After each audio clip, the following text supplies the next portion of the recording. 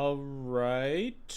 All right. Welcome everybody for the final stream before Eternal Weekend. We got our last Legacy stream here. We are going to be playing Exploding Kittens, Red, White, Death, and Taxes, whatever you want to call it. This is likely going to be my list. I'm going to talk a little bit about my D&T thoughts going into this weekend.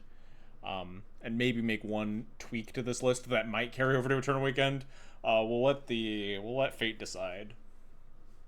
But before I talk about this list specifically, I wanted to get through some just like random thoughts I had. So going into Eternal Weekend, I'm kind of just feeling kind of I don't know. The format has kind of lost a little bit of appeal to me as time has gone on in this post MH3 era.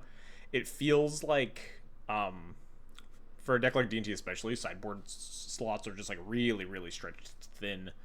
I think that's kind of what I've been suffering from. And it's like, this format feels like the Grief format, but instead of like just Reanimator, and you could just like, play 10 Graveyard Hate cards or whatever and be like okay, like Black White D&T was in the Grief era, it's now like slightly less Reanimator and a bunch of other like just nonsensical bullshit that if you don't respect it with your sideboarding, you're just gonna get murdered.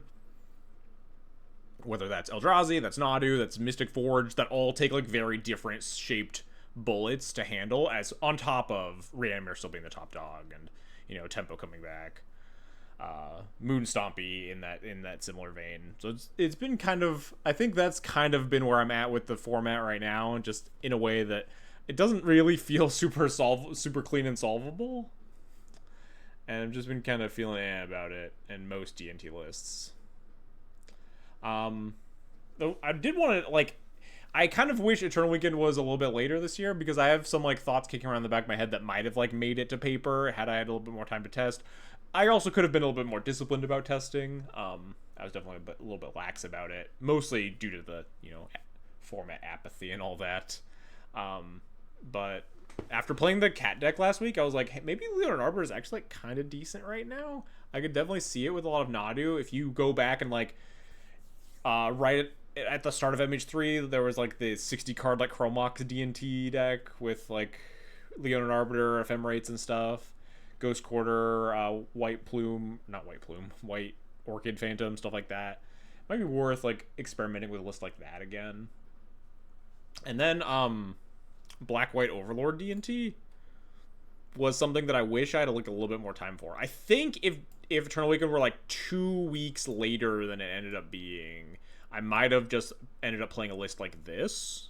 Not exactly like this. This was kind of just like a shot in the dark. Are these all the cards that I want to play and stuff? Overlord D&T specifically leaning on Flickerwisp harder than Felia, because try as I might, this Felia card just doesn't, just never fucking cuts it. And Overlord into Flickerwisp is a really nice curve that is like much harder to interact with than Felia is. Maybe even like get some number of Orcish Bowmasters in the mix, something like that. But specifically targeting stuff like White Orchid Phantom but split up to handle the Eldrazi matchup, and a bunch of like Pithing Needles and Graphic Cages to like supplement Nadu, stuff like that. If I got like somewhere around here and like tested it more and refined these slots, I maybe would have settled on a list like this for Eternal Weekend. Because I don't know, I do think the Overlord stuff was really powerful, and like Overlord Solitude Machine Gun did somewhat remedy the like pain points I was having versus both Eldrazi and Nadu. It definitely came up a non-zero amount. But just wasn't feeling confident enough to like lock in a list like this. Hey Jarvis, thanks for the raid, buddy. Hope your stream went well. What's up, Eureka? You're done suffering with Sneak and Show? That deck looks like bait. I know I'm a huge hater of like people like going against the grain. I'm not a good ideas guy in terms of like knowing when like things are good meta calls, but every time I like saw the Sneak and Show deck, I didn't really get it. Like, I don't know what changed in the format to make this deck seem appealing. It played like bait. That sounds about right. I watched a little bit of it, and it was mostly Jarvis almost losing a game after resolving Show and Tell 3 times in a row and putting in a giant creature.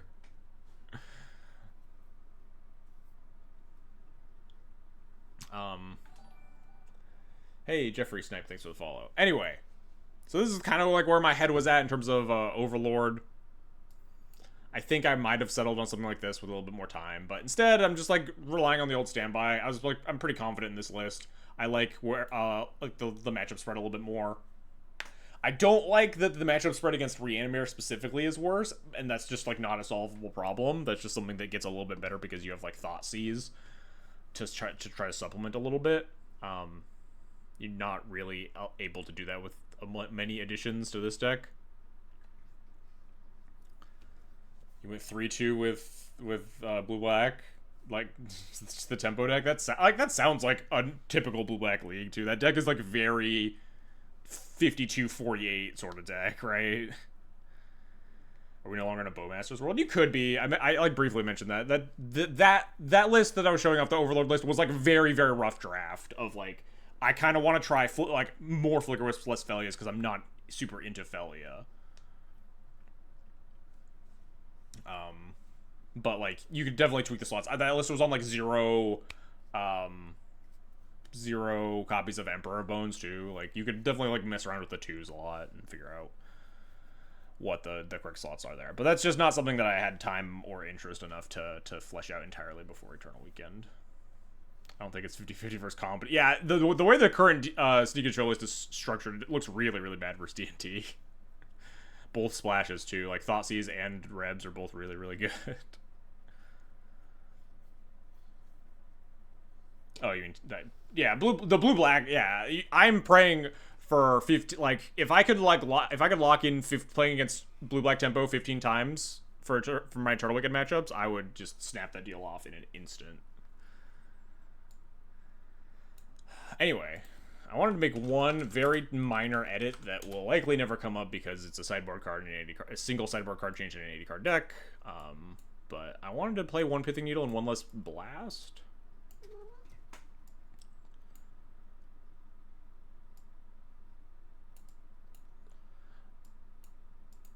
You can go rest before you have to go to bed. All right, take it easy, Jarvis. Appreciate the raid. The red splash is because we already agreed you were pairing into Wonder Pearl round one. Last year I paired into Max round one, so it would only be fitting if I just paired into another. I mean, Max wasn't playing Doomsday at the time. Max isn't a Doomsday one trick. I guess fortunately for me, because I was actually playing Moonstompy, so it would have been fine too. But I did beat Max last year, and then lost the next 2 rounds. But we don't talk about that. Anyway, Pithing Needle. Mostly like Red Blast is good. I like it in a lot of like the matchups. 4 is like felt kind of a lot, and matchups that I don't really need it. Maybe this is wrong. Maybe I could cut something else for the Pithing Needle too. I just kind of wanted to try a Pithing Needle on the sideboard. A little bit better versus like gives you an extra like Moonstompy card to board in. Extra nice card versus like just a bunch of the non-blue decks, stuff like that. Not really a good card versus Eldrazi at all, but you know, Red Elemental Blast not very good versus Eldrazi anyway. Are you ready to get kissed on the mouth in Pittsburgh? Not if you're not fucking wearing a mask, piss man. No homies getting kisses on the mouth at Eternal Weekend unless you're masked at the event. Where's my water? Did my water get stolen? Did I just misplace it? I'm just dumb. It's over here. You lost round 1 in 6 minutes to Infect. Rough. Anyway. Oh, I'm wearing one, but obviously when we okay, sure, yes. If you're masked at the event, then yes. We can take off the masks. For kisses for the homies. Of course. Anyway. I don't think I have anything else to say. I'm going to let Fate decide if I want to register this Pithing Needle. If this Pithing Needle comes up clutch at all for this one league that we're going to play tonight, then we're going to register it for Eternal Weekend. Then I'm going to lock it in. If it doesn't show up, we're just playing 4 Rebs. That's just... I'm going to let the gods decide what my sideboard cards should be. Anyway. Enough chatting. I think I spoke my piece about most things that I wanted to say going into the weekend. I have medium expectations, but, you know, gonna have fun anyway. Paper Legacy is always a good time, and hanging out with a lot of friends that I don't get to see super often. So we will simply play and see how it goes.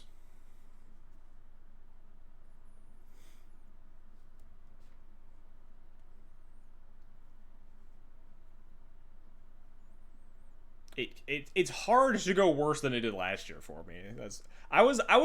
I got hit pretty hard last year though, because last year I thought my deck choice was very good, and I got was on the bad end of variance for those first couple of rounds. I thought Moonstomp was actually like really really well positioned.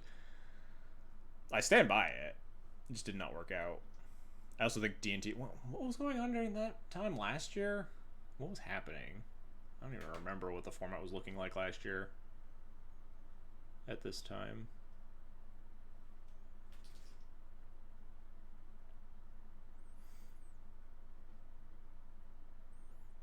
Last year we didn't even have 40k on Moto, right? Yeah, I mean Triumph was the big breakout in paper because, you know, the winner had Triumph in their deck.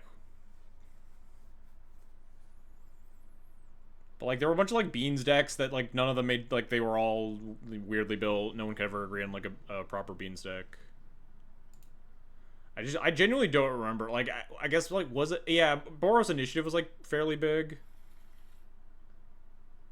Was Namesticker Goblin? I don't think Goblins was popping off yet, was it? I guess maybe, was it not online? Sheesh. Wanna play? Magus moves pretty good. This hand, yeah, we need more in this hand. This hand's much better.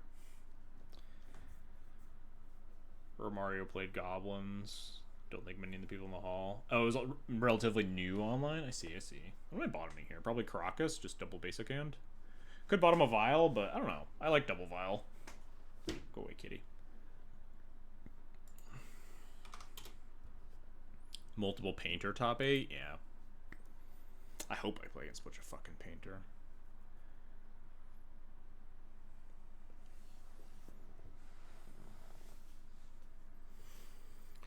It'd be nice to sideboard the Emrakul. I guess Painter's kind of fallen off. There was like 2 months ago that I was thinking about sideboarding Emrakul, but then what I was just talking about, like, so many decks in the format require like very specific sideboard cards to kind of make your matchups more palatable, and you just like not really allowed to. At least a deck like D&T isn't really allowed to play the Emrakul.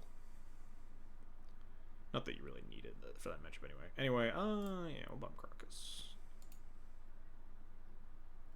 Sideboarding is so crazy right now. Yeah, that's pretty much where I'm at. Rug was the big flavor of Delver. Oh, was that back? Yeah, because that was back with like questing Druid Rug Delver was the big thing.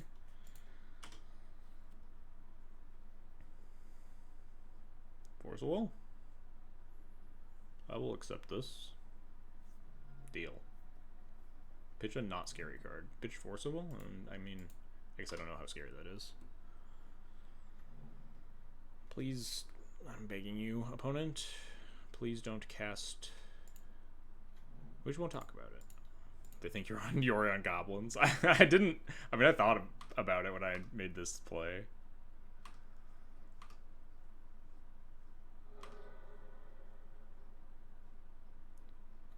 Thank God. Hedge Maze deck. Nadu then? Nadu Zenith, perhaps?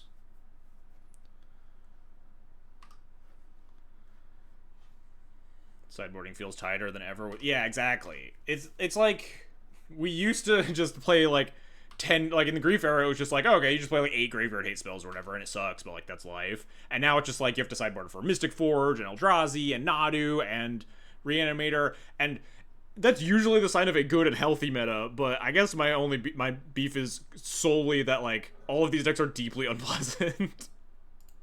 And that's a very like biased and subjective thing to say, but man, I just wish that like some of the decks in the format were cool, you know? Alright. Hedge Maze Island does not feel like a Lion Sash matchup. We can probably just mill this. This feels like it's just Nadu. What are they doing? I'm just gonna like cast Spirit, hold. This Stoneboard isn't coming off file.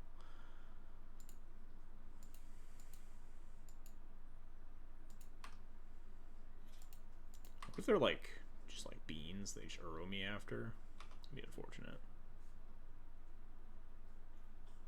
All the top decks are so strong they make the next level of decks so far below them.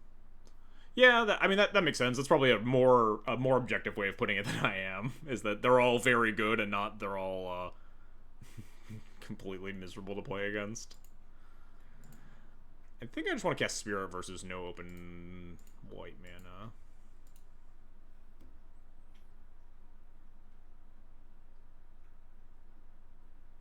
Hedgemaze either Eldra. I mean, I assume that's a typo. Nadu Urbines. Could be like Omnitel or some weird shit, but.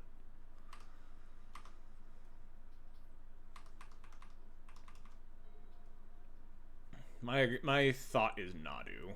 Yeah. Probably Nadu. Now we have like Plow available. We potentially have like Stoneforge Chainsaw for a smaller guy if we want. I feel like Omni wouldn't need to force file. Sometimes they do. I guess it's like less good lately. You used to get your file forced versus sneak just because they didn't care about any of your other stuff and it would like detract from your ability to port them, and it might just not be a reasonable plan anymore. I hope good old-fashioned Sneak and Show wins Eternal Weekend. Shuko, okay. So it's likely Breakfast then? Could technically be like Stoneforge versions of Nadu that exist. Kind of missed my Lion Sash all of a sudden, but that's fine. So we could... Magus isn't even good here. I'm just going to fetch the other Parlor. Try to find more hate. Hey, my Lion Sash! You get your Sash back if you want. Yeah, with the Stoneforge. But now, with this instead. I think I'm going to top that. I'm just not going to cast it this turn.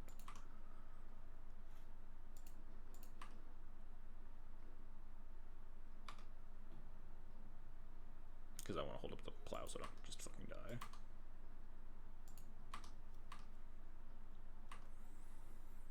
Next turn I can put it at instant speed. Or go with Cauldron or something. We'll see. This feels like it's a Nadu turn, though. The fact that they just went like Shuko Go. On 3 mana. Yep. Not much I can do with that. Might as well plow it, huh?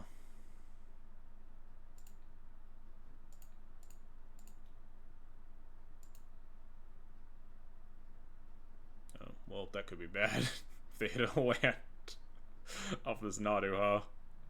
Oh, they just have Force? Well, fuck me. Third Force it will. Got me. Let's see if they find land. Nope, they found Dread Return. Yeah, that doesn't do anything. Unfortunately, I can't do anything either. What's my plan here? Cry? Attack, go get Chainsaw? See if they block.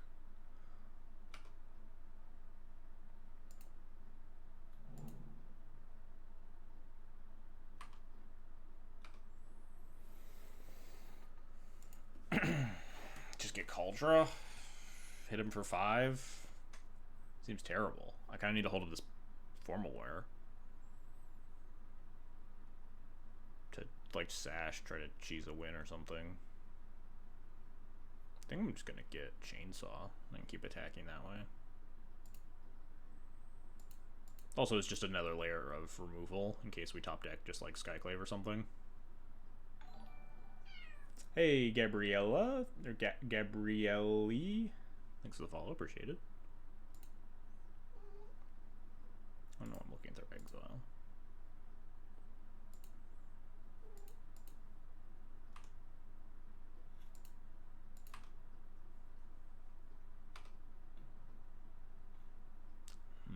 It's just that easy, folks. I mean, it's not that easy. This isn't even that good. Like, I have to Recruiter Solitude and Solitude this and give them another trigger. And then hold up Chainsaw, and I lose my Formal Wear. Like, this is very much not easy. Is there anything else I can do? Not really, because I can't tap out, because I know that they literally have Illusionist in hand. Skyclave the Shuko.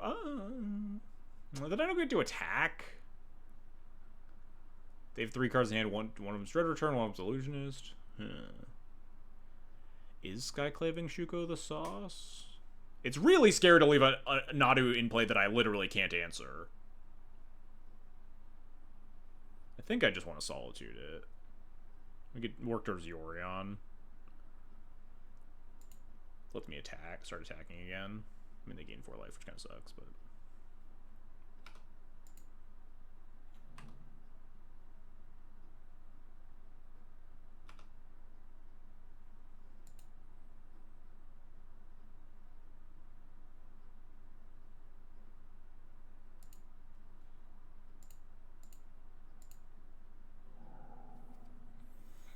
Vex Jack, they're both lying to us and show up with Nadu taxes. That'd be hot. Be a pretty big brain of me. Aw, man. The hit Urza Saga, that's kind of a bummer. It's scary, but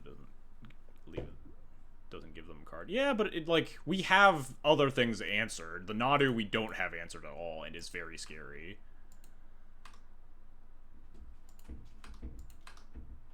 Like, I think if I can progress this game to a point where I'm happy with my position, if there's not a Nadu in play, versus they have like 4 sagas to draw for a second copy of Shuko. Get out of here! Get! Open in the closet. Get. Versus now, like, the only scary draw they have is Nadu. I guess, second Illusionist too, but whatever. They don't have it. Has anyone had opponent flip Karagast or to removal on Nadu yet? Day 1? Yeah, that happened to me, I think, literally, like, day 1 or something. I think Jarvis did it to me during the, like, MH3 stream. Like, the MH3, like, pre-release stream on Moto or whatever. Early access stream.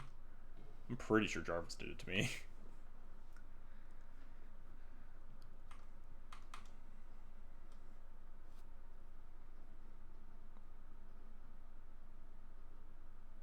And just tapped off Nadu? No, it does not. It's kind of a very important part of why Nadu works. So I can't actually tap out to put Yorion in my hand, so I think I actually want to leave this final on 3, but maybe I don't. If we just, like, draw running lands. But if we draw 3 I think I'm going to leave this on 3.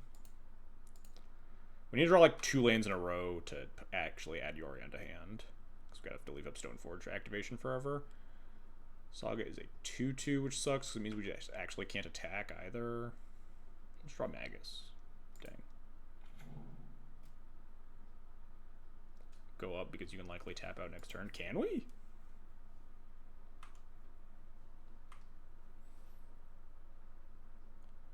I can attack if I want to trade with an Urza Saga token, which I really don't. Man, I'm hitting an Urza Saga off. That's just, like, so obnoxious. 2 looks at a white card for Solitude. Oh, step 3, we're just gonna die. We have 1 card in hand, and they just double illusion me. Oh, they just illusion. Wait. This doesn't work, right? Do they have a main deck Pithing Needle, maybe?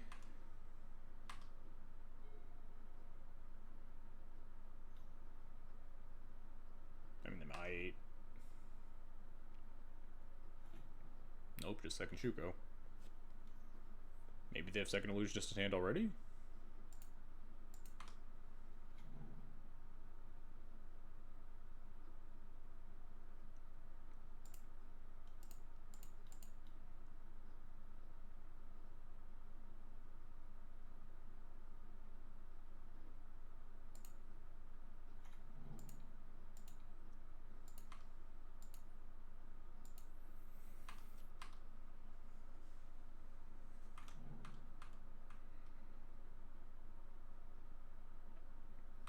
Oh, tick up because we can add Yorion to hand and go get Solitude that next turn. Flicker Stoneforge, go get second Formalware.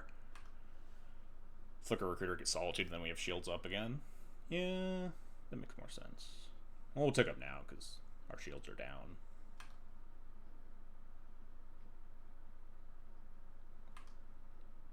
Sure. Whip over there first. Attack me. Nope, just to come back and forth for fun. Alright, yep. You got it. Cool. I will fetch.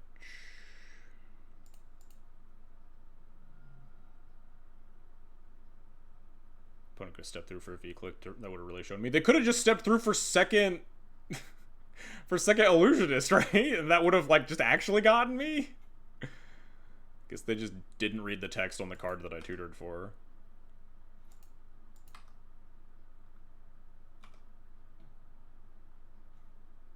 Oh, dang. Well, I guess shields are up. Worst case. Maybe they don't have a therapy? What would that have... What would that have... Wait. They could have still just won with 2 Illusionists, right? Oh, they did get the Dread Return out of their hand. I see, I see.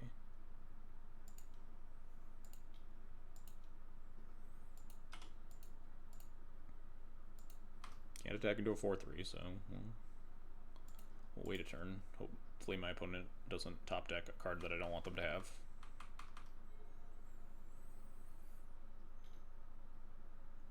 I was so scared they were just about to cast Illusionist.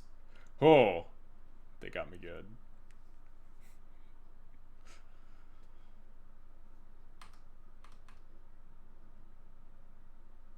Now the problem is, I guess I won't say there's a problem because we could just draw a land, but like the decisions here are like a little awkward. Well, doesn't really help me, huh? We get our Ajani Murder Machine online if I want to, but I kind of want to kill this construct. I guess there's not really a problem. I just sorcery speed Yorion, go get a bunch of equipment and like extra solitudes and stuff, and try to put the shields up that way. Do I chainsaw my own token? Probably not.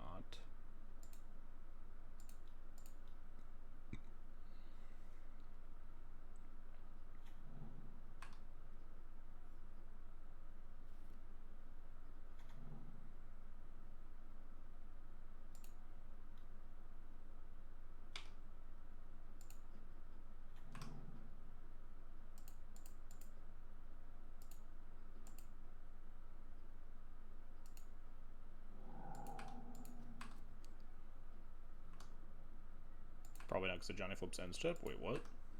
Oh, okay, I would flip the Ajani end step. I mean, I don't need to, but yeah.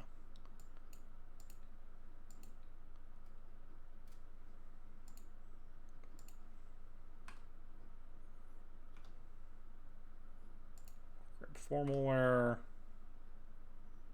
Grab another Solitude, I guess. Maybe it's Bombardiers, actually? Just hold up, like, double Solitude and just try to fucking kill them?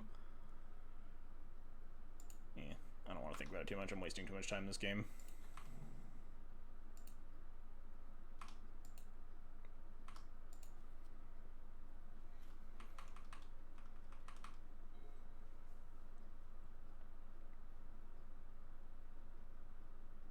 Hey, we did it. Look at that. All right.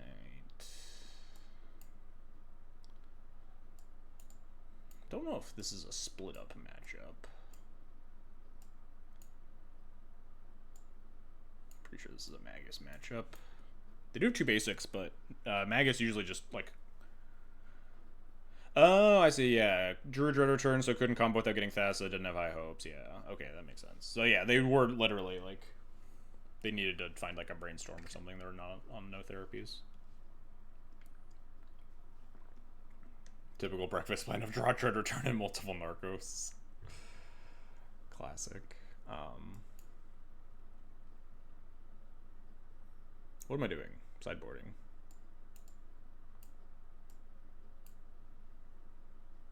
The one time brainstorm into Spirit is winning.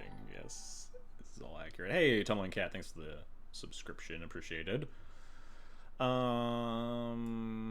Probably cutting most of this Ajani garbage.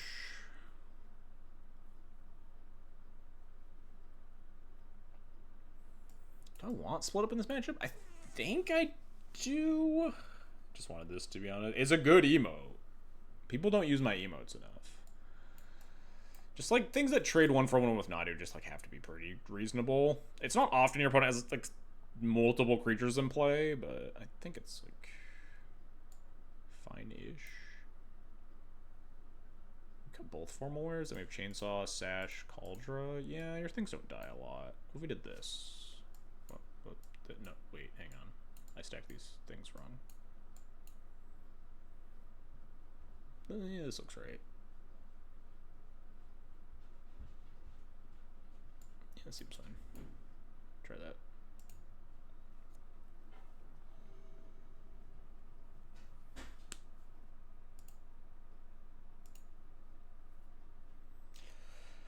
This hand's kind of ugly.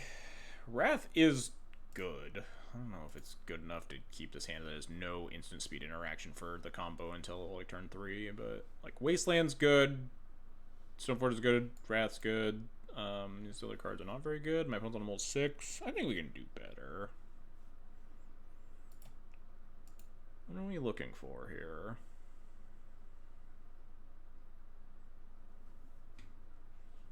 I don't know. Is it weird that I want to keep this hand? Like, if we're mulling to instant speed interaction, I guess we have, like, we board in, like, 3 Rebs, too, so we have a fair amount of instant speed interaction. Aether Vial. I'm gonna mulligan this. Hey, we found the Aether Vial and instant speed interaction. We can keep this, right? You'd have kept that 7? Yeah, I think it is pretty close. It's definitely, like, on the lower end of hands. Alright, alright. This hand works. We bought him Chainsaw Vial, I think.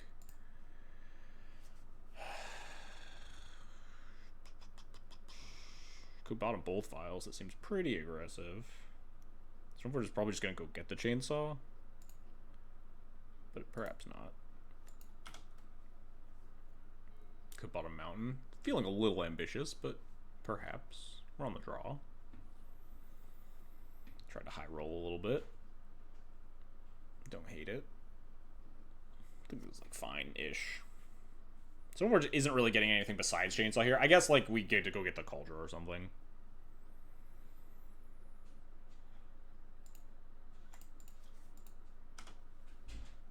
Ponder, no shuffle.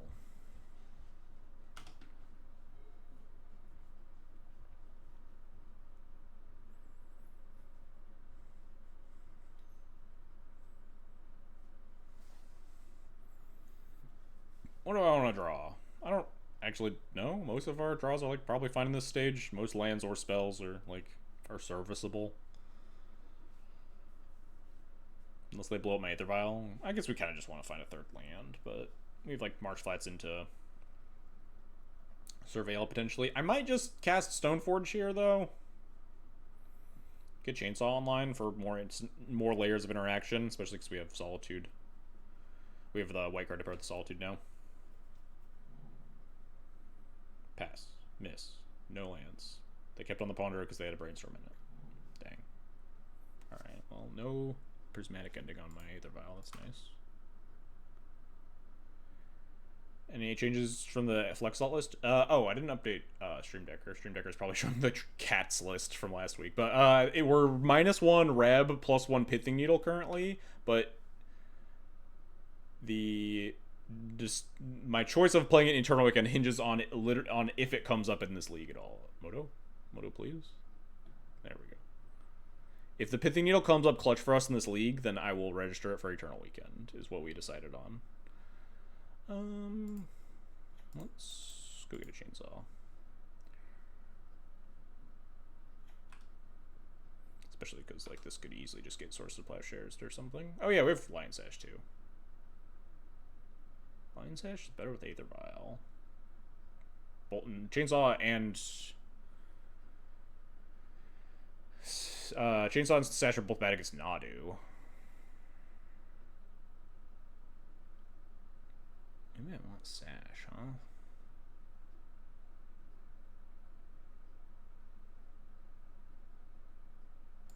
I'm in for Sash. Just makes me feel a bit better about this Aether Vial.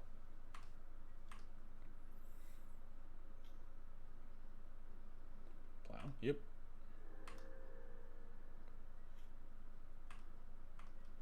Tygo's Day being a white card. Also true, yeah. They just like jam Nadu here. Would be nice. Split it up. What's this? Okay, it looked like they were casting an X spell or something.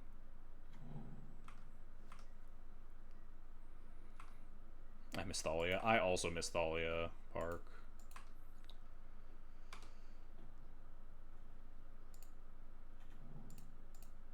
Stoneforge is a nice pickup as well. Fetch another basic.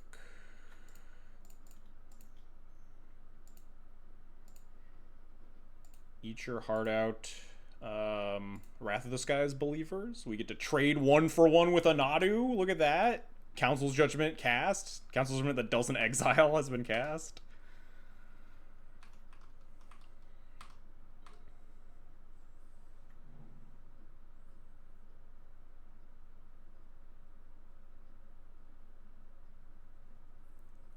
But only has 3 cards in hand. It gets a little awkward here on what I'm doing with this Stoneforge in a second. Because if we get Kaldra, then we actually can't play around the combo with only 1 white mana, because they have Memory's Journey.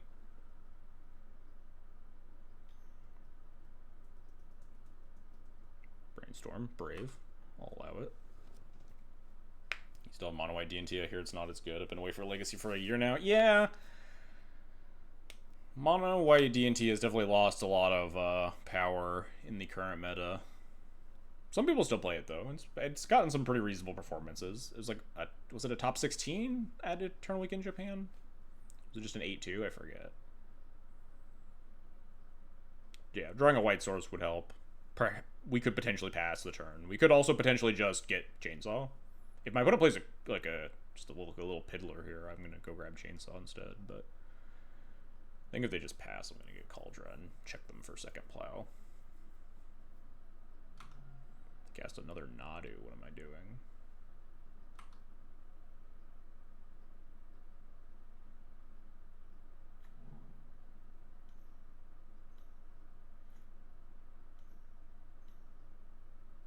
Teferi? Yeah, okay.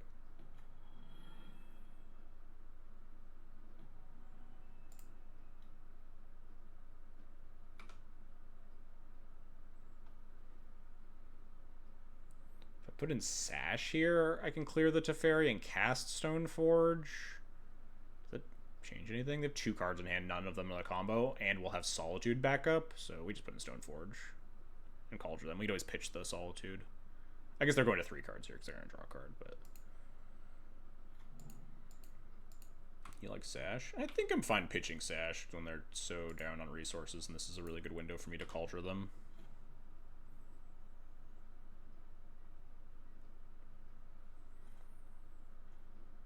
I mean...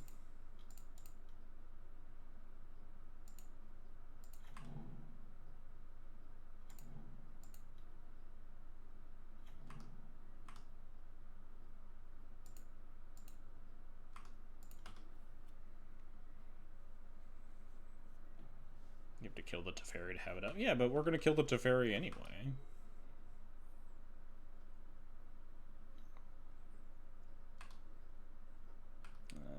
Please be a Cephalid. Please be a Cephalid and not a knot. Damn it.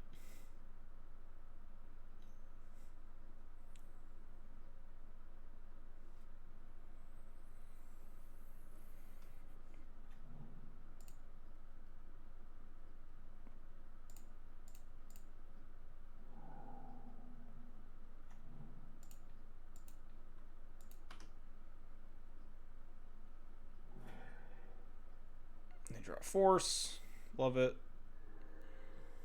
They draw Nomads. Well, I guess that's redundant. Now we just need to kill them.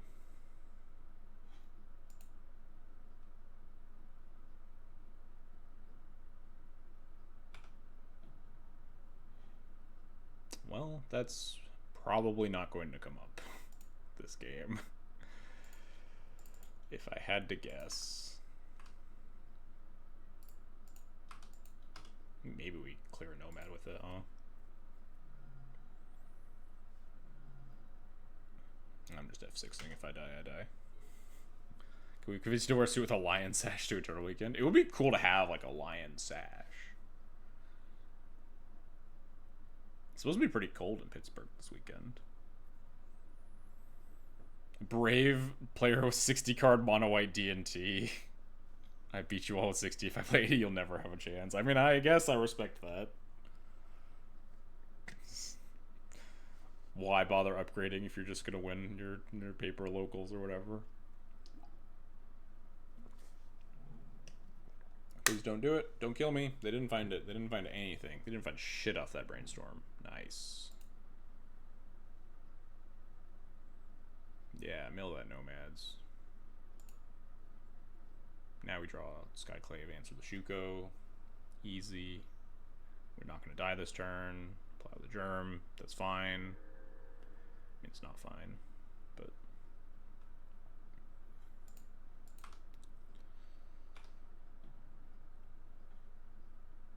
well, that's not very fucking helpful now, is it? I mean, I'm going to blast a cantrip if I can.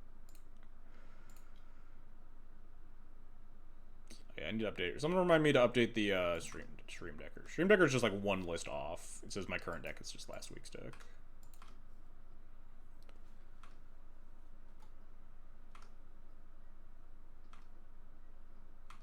Blast anything that moves. Yep, that is the plan. Blast anything that is counterable and targetable. No, come on, Teferi. Teferi. Alright, good. Yeah, tap that for colorless. That's fine. Yeah.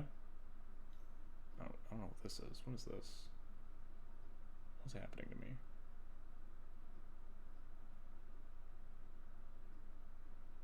What are you casting? Wrath of the Skies? They're Shuko. Wait. This is great. I don't need these fucking vials.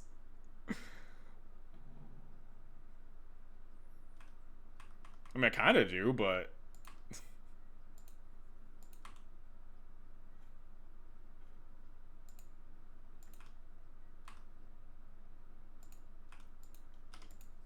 You play the fun of Needle if it just ends up okay. I will play the... I think the Needle's, like, fine. I think it's a very good sideboard card right now. The problem is that, like, I don't have room for all the cards that I want to play in my sideboard. So I'm leaving it up to the gods on whether or not I'm going to play the Needle, because if the Needle comes up good for me, then we'll play it. If it never shows up, when they spend one more to kill a Mystic, I don't know. Very confused as to their choices right now. They're just gonna hardcast Force on my Yorion, right? Do I have to wait till 6 mana so I can Reb their Force? I don't think this Reb's doing a lot else. I might be able to like bait a Force of Will on a Reb on a cantrip or something instead. But like, I'm just not allowed to cast this Yorion into... I think it's known Force, because they brainstorm and played a Surveillant and milled the Nomad, so I'm pretty sure I can guarantee Force is still in their hand.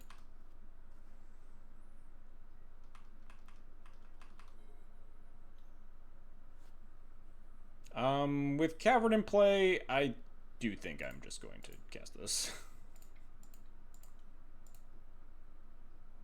Come on, force it. Come on. Dang. I'm gonna fetch. Maybe I wasn't, so I was like, because I can try to line up the Yorion turn. Yeah, it's known Yorion, so maybe they... Oh, right, I have these good cards in my deck. Kind of forgot about these. Think it's keepable? I think you're supposed to not, because you can surveil to a land and then set up the... Yeah. I think this is keepable just on, like, it has enough power and enough, like, relevance that it might bait the Force of Will.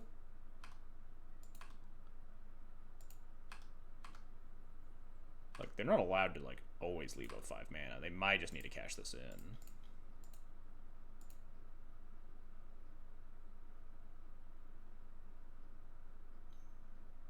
There we go.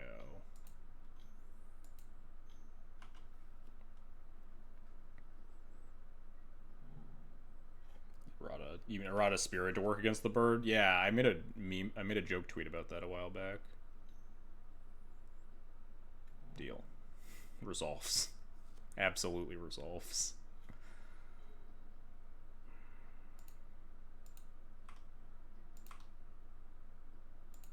Oh, this force is gone, huh?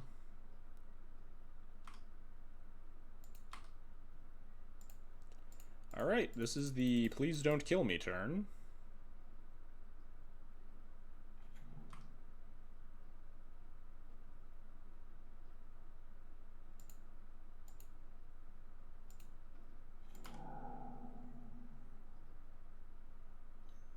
Oh, consign? It's fine.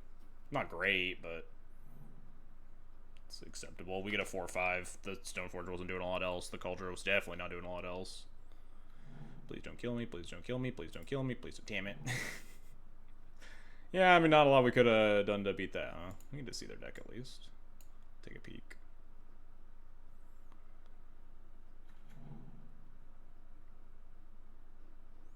There's the Journey. Yeah, why consign if you're just going to have it on the top of your deck? Come on. I'm being a bully.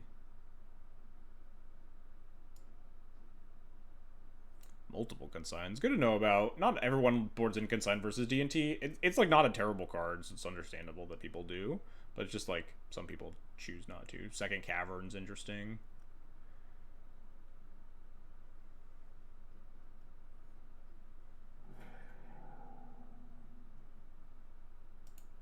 Only 3 Nadus? Am I blind? 1, 2, 3. Interesting. It's super. I mean, it's common at like the card is common out of all the blue decks. It's just whether or not the player decides to board it in versus D&T. Some people think it's good. Some people don't. I think it's like. I mean, I don't know what the cards you're boarding out are. But, like, I think it's probably fine to board in most of the time. Countering Solitude's a pretty big game, because Solitude's one of your best cards to, like, not die in that matchup. It's, like, the good parts of Stifle, and Stifle's traditionally been, like, fine against D&T. Thinking about any sort of sideboard changes? Not really. Are you playing Vintage this year? Nah, I'm just gonna play Legacy.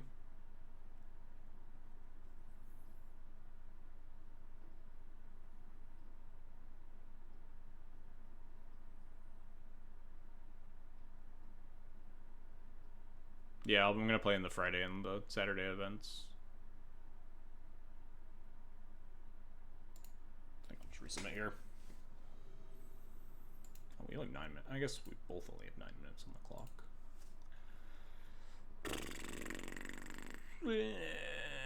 This hand's good enough. I'm not thrilled about it. Is Canterbury's even good anymore? Just like you die to. I guess you don't actually die to the Memory's Journey because you can just target the Cephalid afterwards. Get him.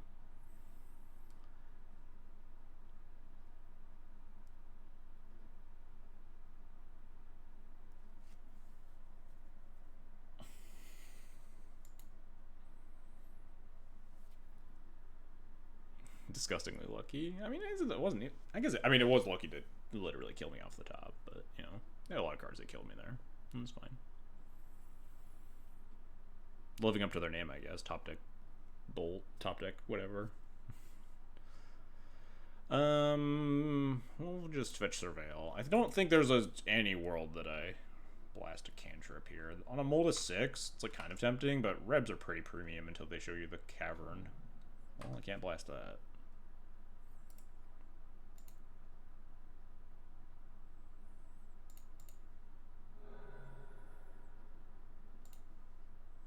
Parlor. I think this kind of sucks. What am I looking for? That? That's pretty good. I'll accept this.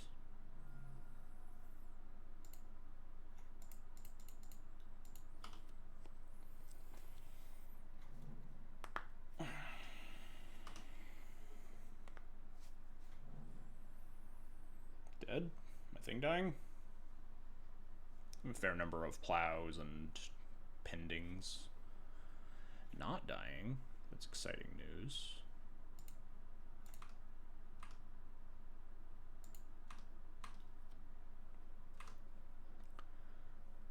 I think I want to leave up Reb here.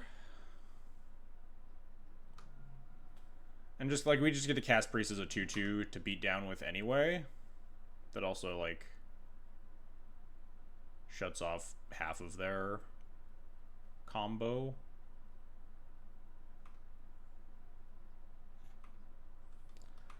I don't know what I'm revving here besides a Nadu, though. Would I rev a Brainstorm? I don't think so, because my hand just doesn't have instant speed interaction. It will next turn, because I can recruit Solitude. Maybe I was supposed to recruit Magus last turn. I'm going to recruit a Magus next turn.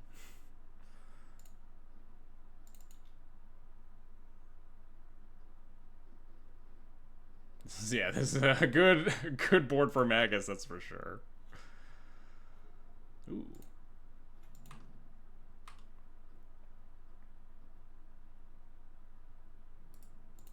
Yeah. There's Plow. Yeah. Acceptable.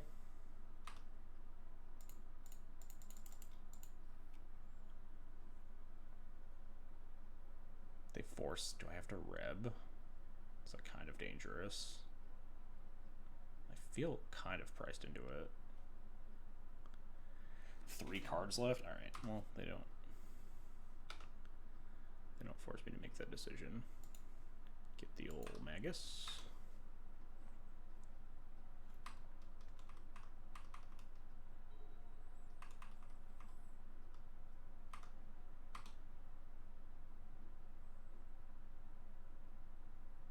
Would I blast a cantrip now? Probably not.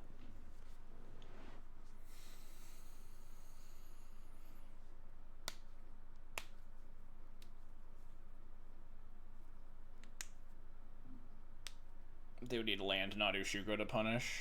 I mean, yeah, or like just Cephalid Shuko. Oh, I guess they can't because we have the Priest in play, yeah. Well, they just have the fetch land, which is a little bit unfortunate, but it kills the Saga and puts them down to either basic Plains or basic Island. They might have, you know, second Plow or something, but we still get to kill the Saga token, or kill the Saga at least. These are all relatively nice. Now I can at least hold up Plow and Reb too.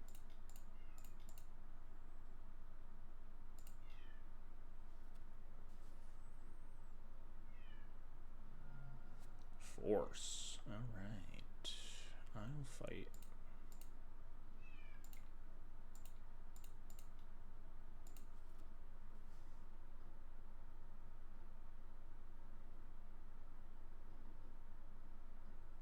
Magus is Laron with upside here.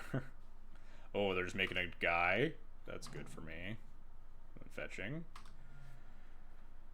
Island or Plains. Plains. Hopefully they don't have Plow. We'll just attack for 2. Do I want to offer the trade? No, not really. I guess, no, yeah, we could Yorion, because we could Yorion the Priest and the Recruiter.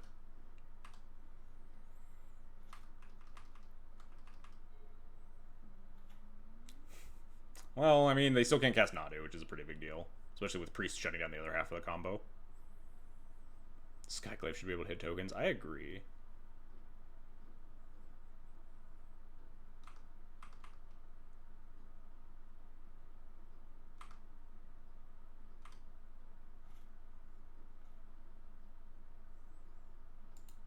I'll cast it. Maybe I should be attacking now. Nah. Yeah, it's fine.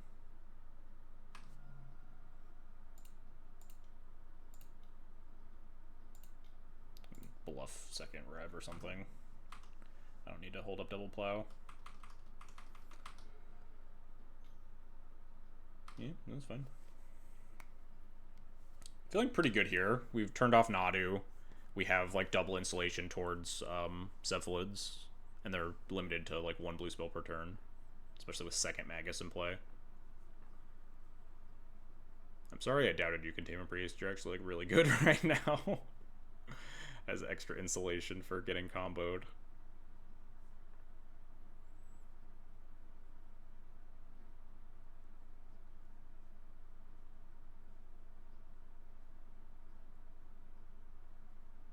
This feels like a Brainstorm concede turn, huh?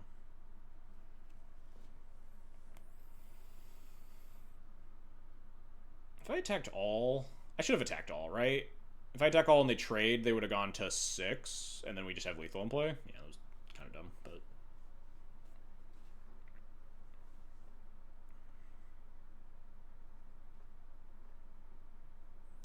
should be fine regardless.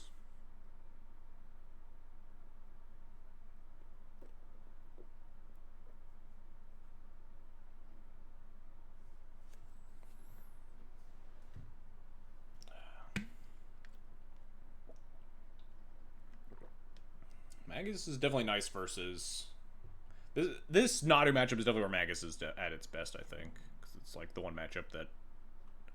The one Nadu matchup where Magus can just like fully shut that card off. Which is a pretty big deal.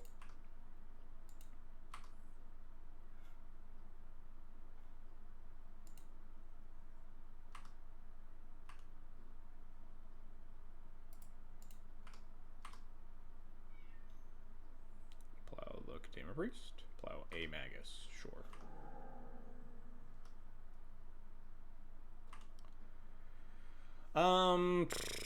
I guess I just put Witch Enchanter into play just to make sure I have lethal. We have Plow. They like produce 2 creatures or something.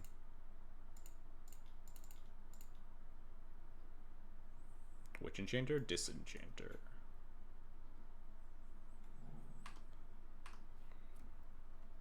Behold my army of 2/2s at increasing mana costs.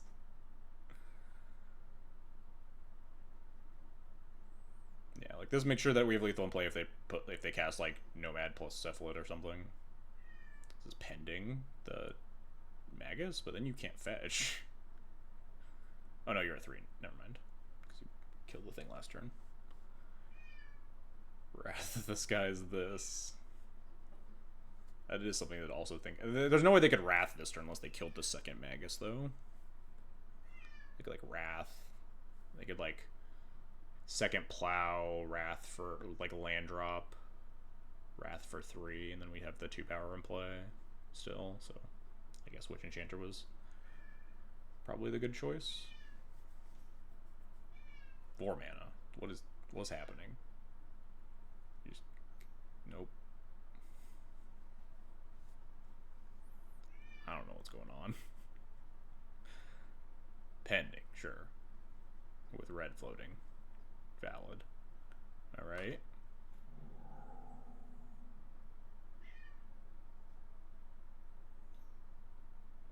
Pending plus blocker. Still dead.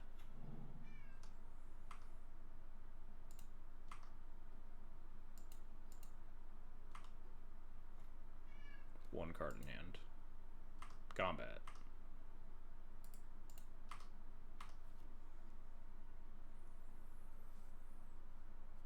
Type GG. Yep. We did it! Look at that. Huh.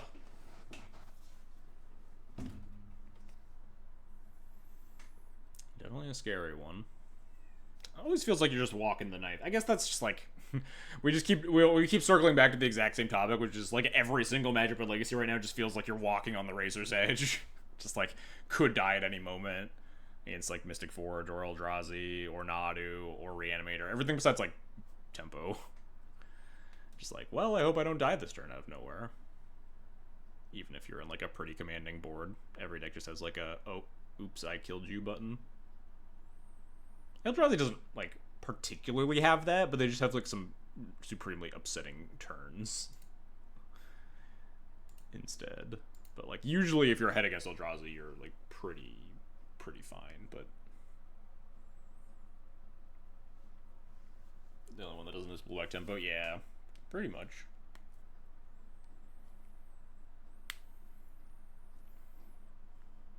When the tempo deck has the most breathing room. That is true. Usually, it like historically it has always been just like walking the fucking razor's edge versus tempo, right? It's like even if you try to like get out of the mid game, you're at like 6 life or whatever, they can double bolt you down or something.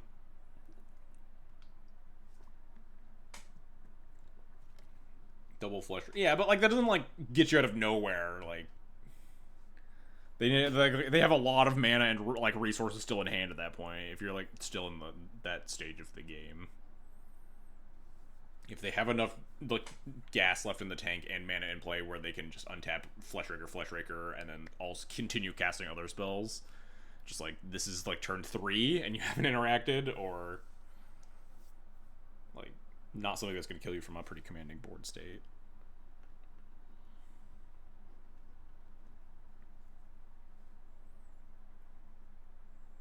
Or it's just like Nadu. Just like, oops, draw 8 cards. I guess you lose. Hey, Min, how's it going? I would like to reveal my companion, Yorion the Sky Nomad. I would like to keep this hand. It's a little middling, but it's fine. Tapland moment for sure. Still okay, though. Uh-oh. Uh-oh. Uh-oh. Oh, okay. That's fine.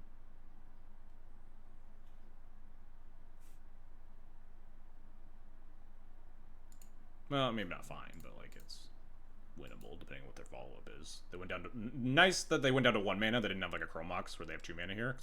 It takes them a little bit longer to get back up here. And we have a pretty good curve of stuff with our Aether Vial. You continue the bit where I call you a different version of my name and screen name. I haven't had much occasion to do it lately. That is very true. We could also just top deck like Solitude or something. Answer this Magus. Get our white mana under us. Eventually we can just Flicker Wisp it if need be. Also just top deck that. That's pretty nice.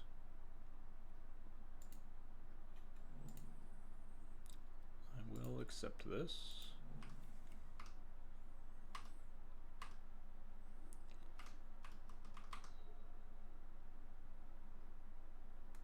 No land attack. Oh. Surely they realize they can't attack next turn, right? Yeah, I mean, probably. Who would attack into a Vial onto? I mean, I'm gonna have a Mom in play, so they're very unlikely to attack at that stage. All right, yep, deal. That absolutely locked in. You got it. You got it, Chief. I will allow this one. Mom.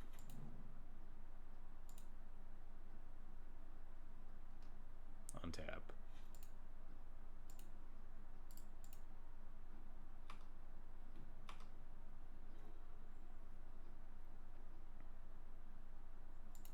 I will add Yorion to my hand, I guess. I don't think I'm getting I don't think I'm getting any other use out of these lands for a little bit.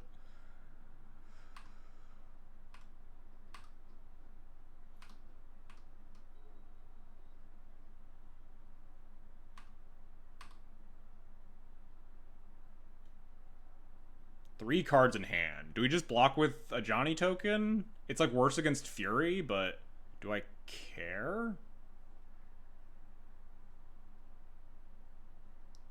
I can just block with like... I think I just block with a Johnny token. If they like pitch cast Fury on it, I just don't really care that much. We're still pretty ahead. It also like lets me potentially get white mana here with Flicker Wisp taking out the Blood Moon, which is potentially nice. I could like Flicker Blood Moon, fetch basic Plains, double Wasteland or something.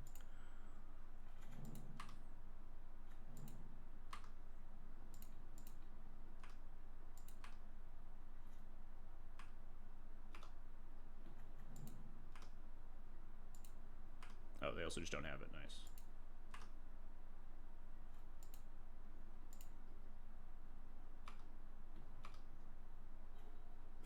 Well, I guess I'm literally not allowed to triple Wasteland them.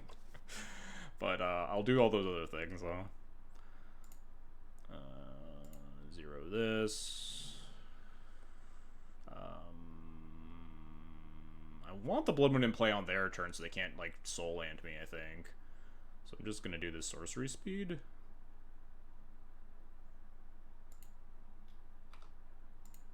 Oh, I also want to Scry.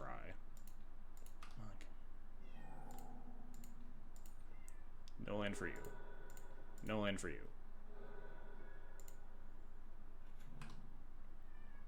Yep, that's good. Oh, shit. I did that in the wrong order. Oh, well. I really don't think it matters. It's okay. The Recruiter will still be on the top of the deck. You just gotta have faith. Wow, they're still playing it out, huh? I want to plus this Ajani next turn. I think. Just like play around Fury or something.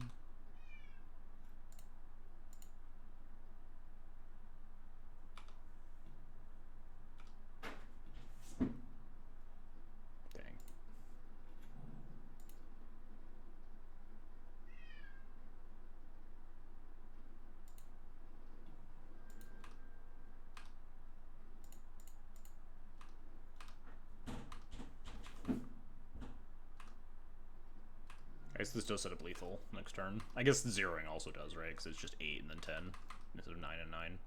Or instead of 8 and 9. Wait. 9 and 10. Whatever. Whatever. My decisions didn't matter. Alright. Do we get the needle now?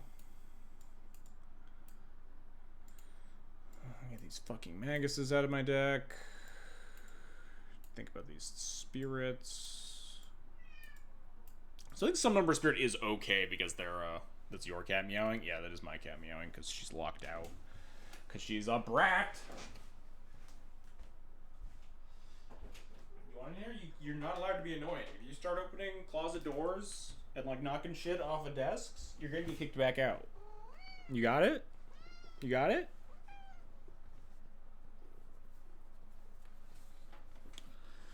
I mean, we already cut 2 cards, so there's actually only 3 cards we have to cut. Spirit is good for One Ring. Yeah, that's what I was getting at before I got distracted. It's okay versus the One Ring. Spirit is kind of bad versus the rest of their deck, and also not even that good versus the One Ring, because very often they will just kill it and continue drawing cards, because their deck has a ton of removal spells. We don't have a lot of ways to protect it.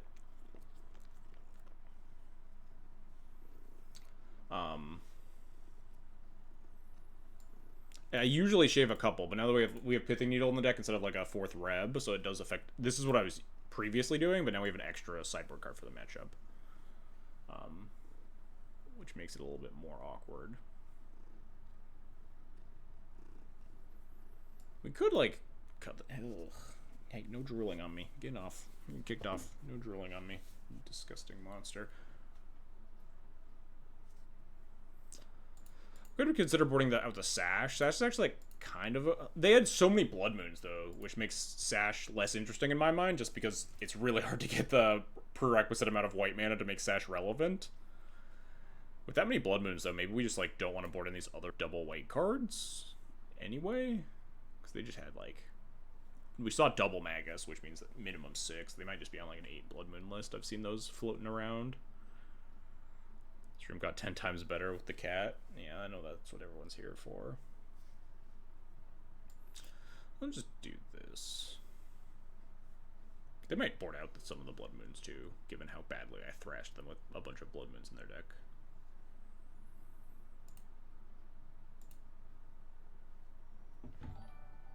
Hey, Hate Industry, thanks for the follow, appreciated.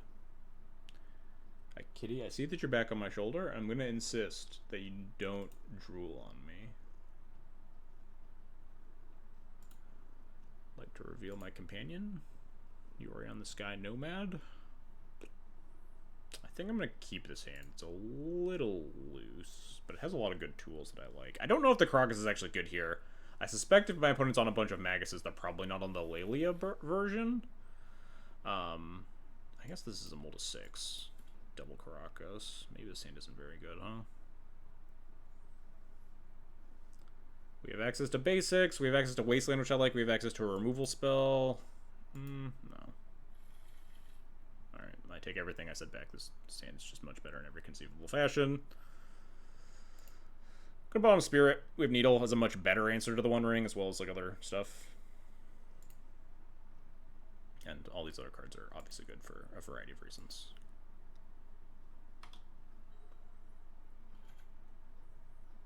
Mountain Go. You love to see it. You don't really love to see Wrath Disguised Pulsather Vial, but oftentimes you Wrath for 0 in this matchup. Like, Chrome Mox into a Fable or something, you get to clear the token and the Chrome Mox with it. So like hoping for like land Chrome Mox Fable this turn.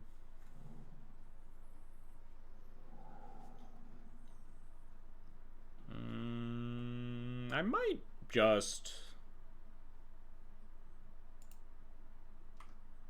Wrath. Dang. Would love to chainsaw this, but my man is actually too good against Blood Moon. Do you think the best splash for DNT is red right now? I think black has a lot of merit to it, especially like Overlord. I think I will just Wrath of this guy's this token.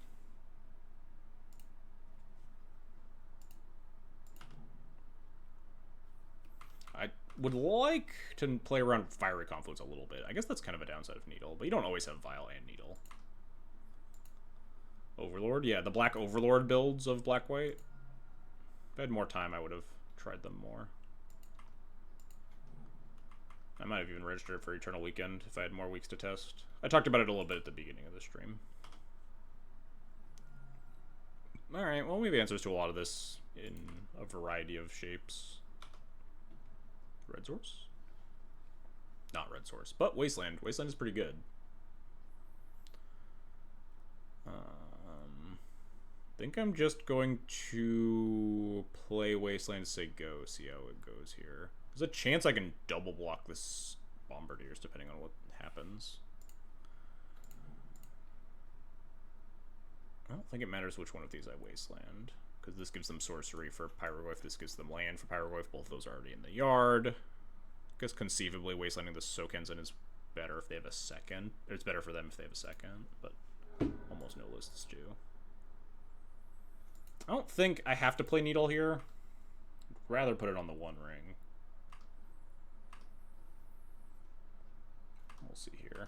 Ideally, they just like flip this Fable and then ship it, and then I can like I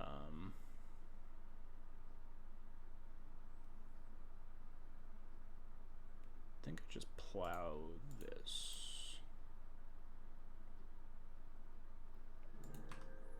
And then they ship it, and then we block.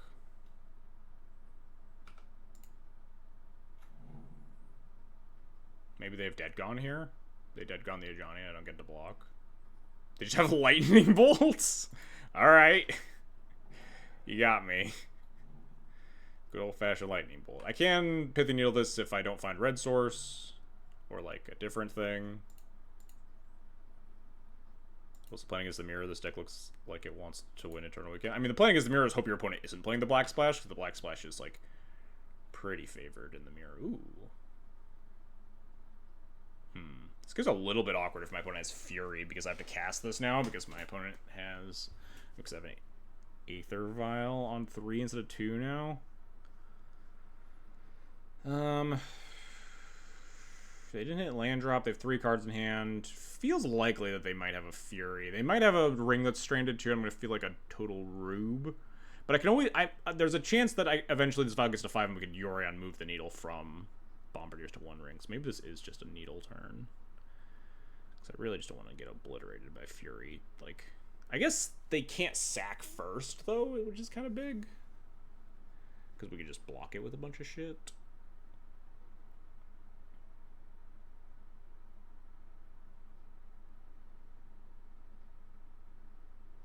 It's better use of mana.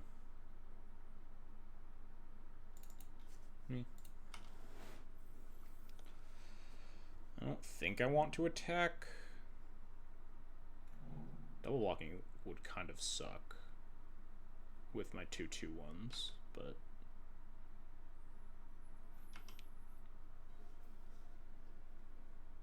this is nicer if the Ajani does get delayed when we draw like red source. We could potentially like double spell here and even chainsaw on token to flip the Ajani. Spirit Guide, Fable, sure. Because now if this attack happens, they can just like chuck the Shaman at the Ajani and trade for 2 Cat Warriors. Which would kind of suck. Oh, nice. They didn't do it. I'm going to tick this up, praying that we draw land. If we don't draw land, though, what are we drawing? A 3-drop that we really run a Violin. And if we do draw land, we're very happy to just Chainsaw plus Pithing Needle this turn. Maybe even not plus Pithing Needle. What would I needle? I think I'm gonna leave this. I'm so fucking smart.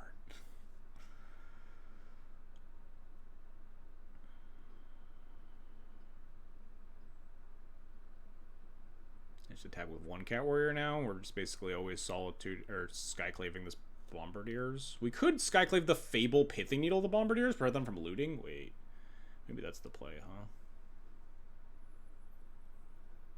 Just like slowly getting worse and worse against getting Furied.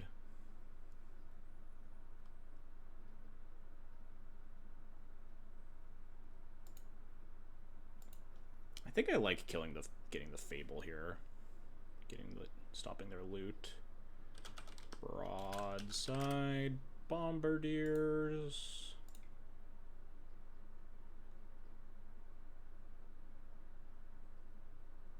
I guess the optimal way to do this is Violin on upkeep.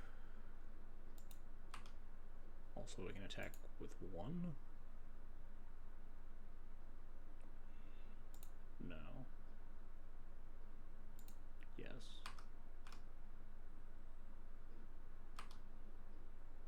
If they have like Pyrokinesis or some insane shit that they decided not to cast, it's best to do this on upkeep, I guess.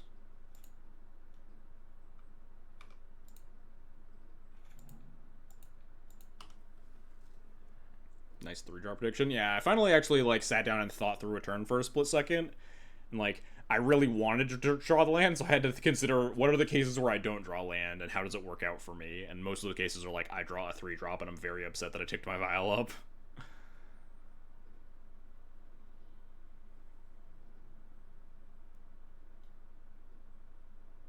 Interesting. What does this mean?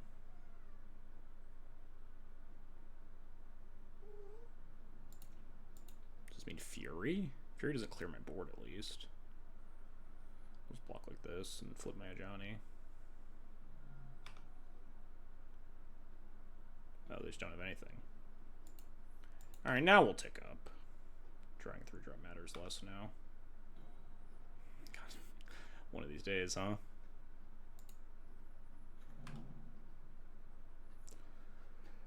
Karakas is really good with the Yorion that we're about to put in our hand, so I guess.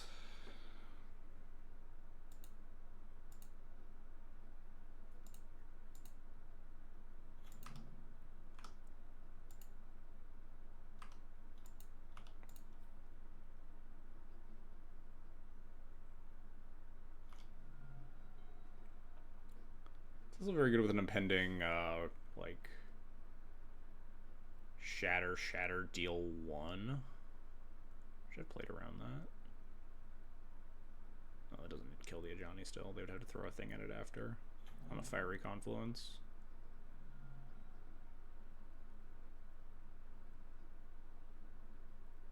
Shatter, deal 1, no follow-up is fine, because we can chainsaw the Bombardiers and keep zeroing the Ajani. And we have 4th land, we get towards, 4th land to get towards Yorion. I think there's a chance I shouldn't have attacked, though, to play around Fiery Confluence. I was kind of expecting that to happen.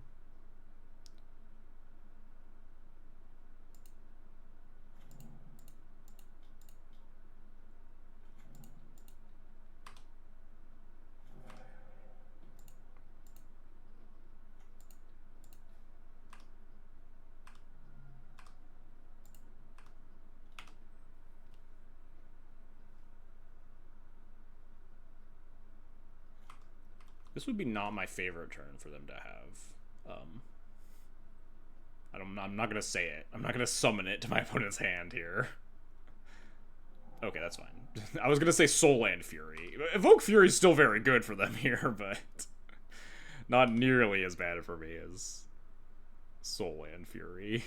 But like, the numbers line up really well for them. But also we get a big chainsaw, but we're probably gonna have to flicker this chainsaw with the Yorion, so guess it doesn't matter a ton. Deal.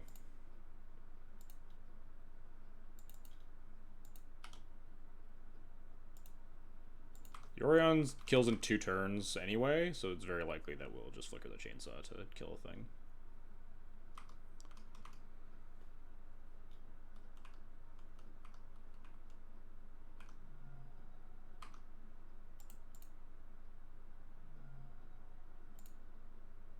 Unless we draw something cooler. That's cool, but I don't think it's actually cooler. I think I'd rather just cast Yorion. It's bigger. Doesn't gain them life. Solitude answers anything, like a big Pyroglyph.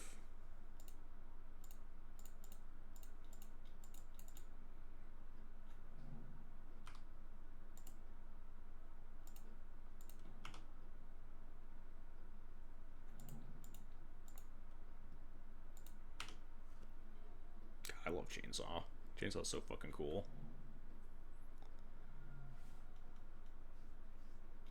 The One Ring, huh? Well, not super good when you're at 5 life. Could definitely call them back into this, but they could also just die. Okay. This hand has a plan. Not equipping Chainsaw, because obviously we're holding up Solitude. The ability to have a flash threat is very good here, because almost all of Moonstompy's removal is sorcery speed. So even if they manage to find an answer to this Yorion, it's a decent chance you can get them with, like, Solitude, holding a Chainsaw. This might be, like, Pyroglyph? Sure.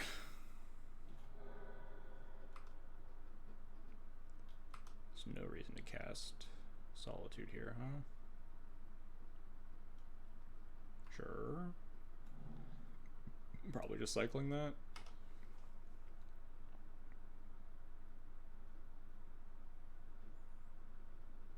Don't actually think there's anything I can draw here at this stage that would affect my... That's close, but I think they're going to 3 here. I just really want the Solitude.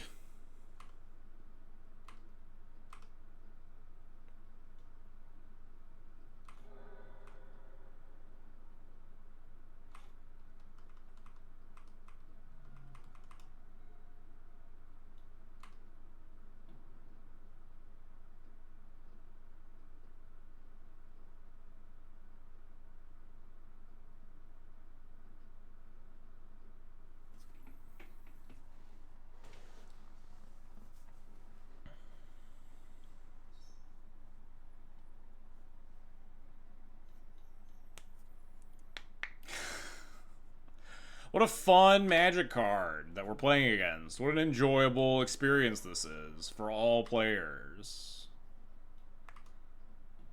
It's exhilarating match of Magic.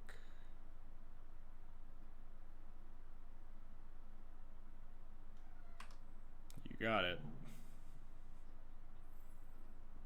You got it.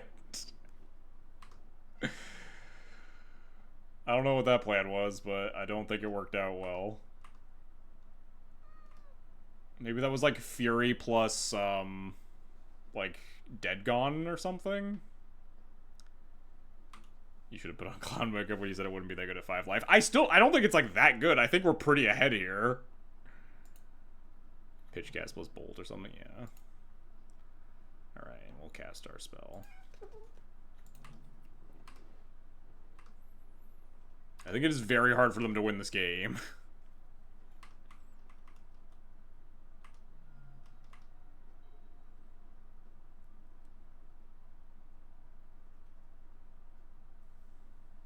It's kind of exhausting that they've done this, but I think I'm still pretty far ahead. How much of it is because they put in discarded 2 cards? I mean, they discarded like 1 card. The other card was textless, right? It was a fucking Stone Rain. They discarded a Fury, which is like a pretty good card, but Fury doesn't kill Yorion, doesn't kill End Step Solitude.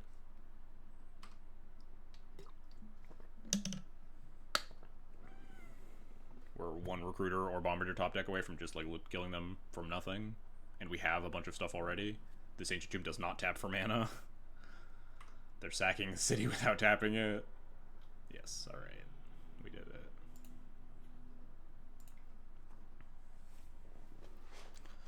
Ugh. Some solid games against Moon Stompy. We couldn't cycle with that with the extra mana last turn. Yeah, and they're playing around Solitude, obviously. That's why they didn't want me to Solitude my own Yorion and gain 4 life. That's why they sequenced it the way they did, obviously. My cat is a vibe. She's a pest is what she is. Did the needle manage to actually, like, be relevant enough? I don't think that qualified as, like, being good. It was drawn and was cast. I think it stopped the Bombardiers from attacking for a turn.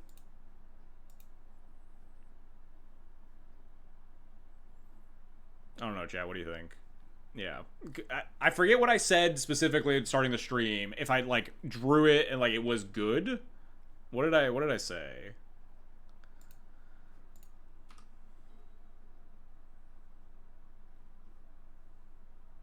It was a matchup that I put it in my deck for, and it came up in the match. Would have been nice against my opponent's 3 the One Rings there, but yes, most spells would have been like pretty good in that game in particular.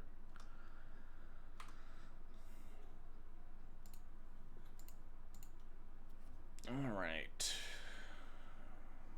Days, Force. Please don't be an Underground Sea deck. Please don't be an Underground Sea deck. Please don't be an Underground Sea deck. Please don't be an Underground Sea deck. Please don't be an Underground Sea deck. Please. Come on. Tap land. Yeah. Could be Nadu, could be Breakfast, could be like Beans or something. Tand's very good against Meticulous Archive decks, I think, though. I'm excited to wasteland this Meticulous Archive and play a second Aether Vial.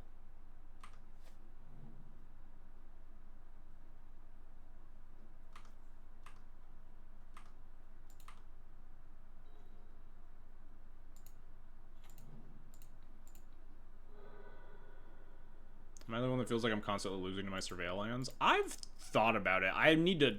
I've been conditioning myself to cast them less, or to fetch them less, and just fetch basics. They are just really good, though.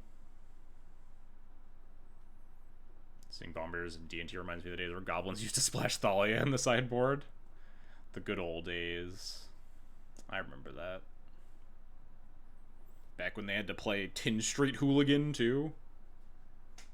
It won Taiga and Cavern of Souls, and sometimes you would just have Goblin War Chief in play and you couldn't shatter a thing with your Tin Street Hooligan.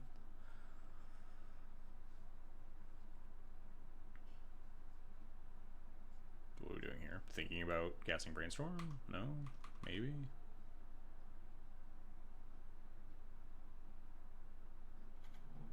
Polluted Delta? So is this just like more of a Beans deck then? I would think that Nadu would have more on-color fetches. Could be Esper, too. Could be like Esper Frog or something. Oh, I see. It's Stifle Knot. That's fine. We have a plow.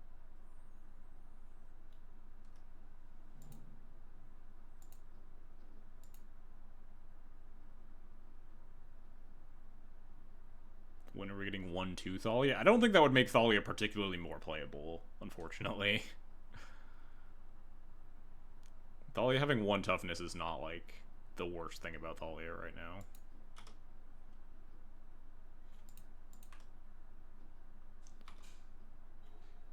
Ooh, nice. Just in case they have Force of Will.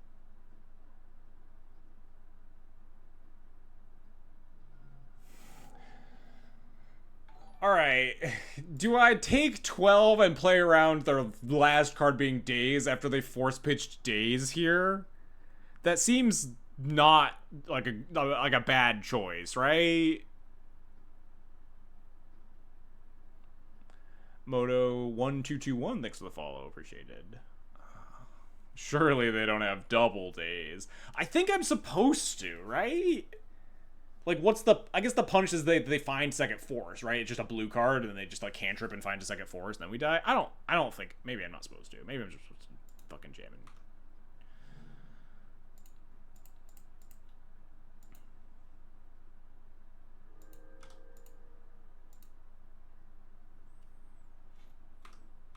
I don't think I'm supposed to respect second days there.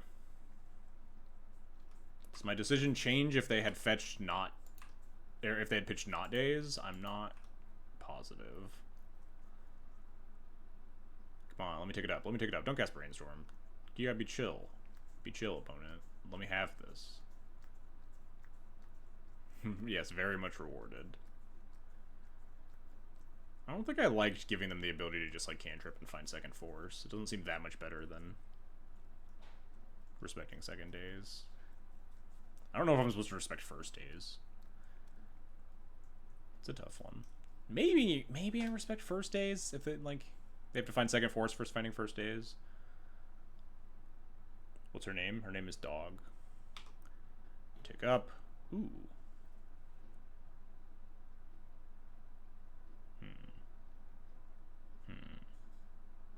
I think I just cast Spirit here. This hand really wants to go Stoneforge Kaldra plus Bombardiers next turn and just, like, obliterate my opponent. It's worse if they have Brainstorm, but I feel like they would have cast Brainstorm before my Vial was on 2. Oh, nice. They're just F6'd. Love it. I guess this is worse versus, fucking Thrall. But I guess that's kind of fine. We just broadside the Thrall if that happens.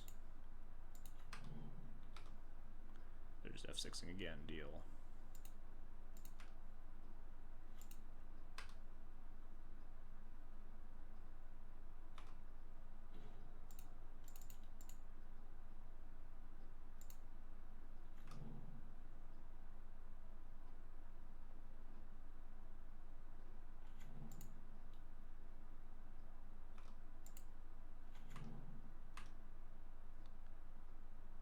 Attack for 1 billion.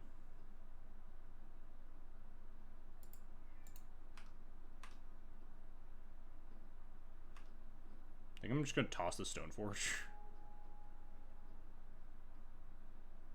They're just like giga dead next turn.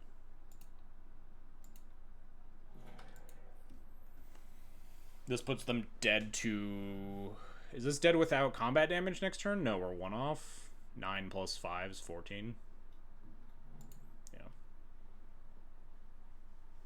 But I don't see a particularly likely reason that I will deal 0 combat damage next turn. Yeah. Deal. Alright, these cards seem pretty good in this matchup, huh? It would be Double Dreadnought. Yeah, we just turn them all sideways, and then they die if they Double Dreadnoughted me.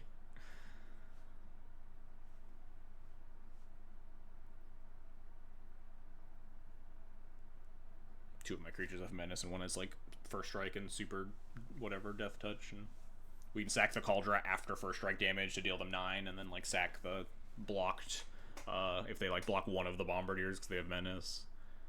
We can sack that one with the other one. They take like 19 damage that turn or something.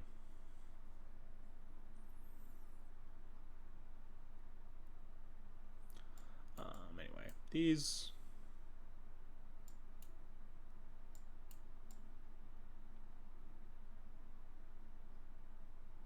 These decks don't have Saga usually, right? Feels a little bit disrespectful how little I've looked at Dreadnought, Stifle Knot lists. And probably shave some Ajani's. Ajani is kind of nice in that it can help you answer Thrall, right? But we're boarding out a bunch of our red cards anyway because most of them don't do anything. And Bombardiers is one of the main red cards. The only red card we'll have in play ever, and Bombardiers can just answer the Thrall, you know, by using its effect instead of Ajani 0. So I think I'm fine with the rest of this. I could like take or leave the second form where it's possible like the third Ajani's better because Ajani and Broadside Bombardiers do just kind of pair well together, and Form War isn't that exciting in plow matchups. But like sometimes they force a will your like Stoneforge or your Skyclave or your Wisp or whatever. Getting it back is nice. I think a little bit of a higher opportunity cost, or not opportunity cost. Value over replacement? I don't know. Some term to make me sound smart.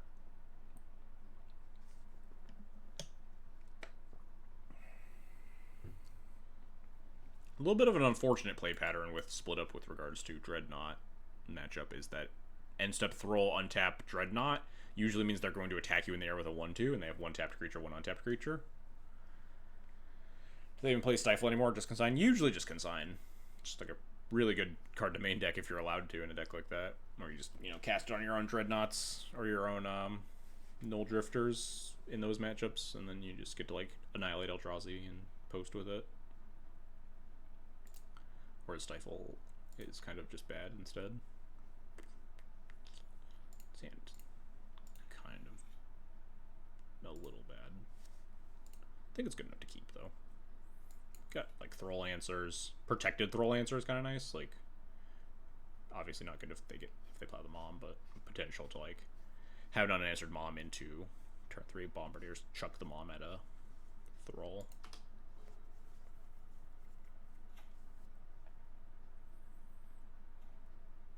That's a good one to have, too.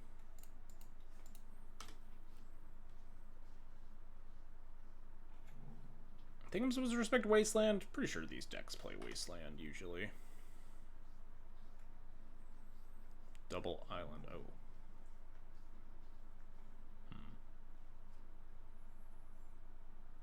I guess I'm supposed to just plow this. We have answers to Dreadnought. We have answers to other stuff. We're not doing anything this turn. I don't want to let this thing attack. A little bit awkward into potential Brainstorm here. I think they would have just, like, aggressively fired it off if they had one, but I'll do it on upkeep, just in case.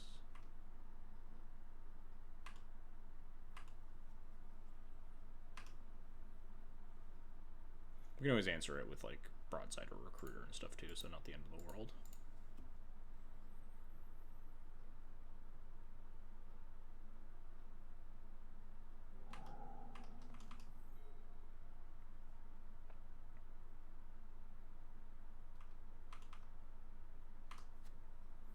Huh.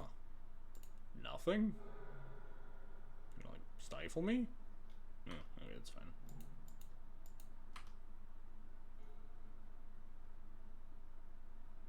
Play around second Stifle? I haven't given them another thing to stifle here, so I guess it's pretty free too.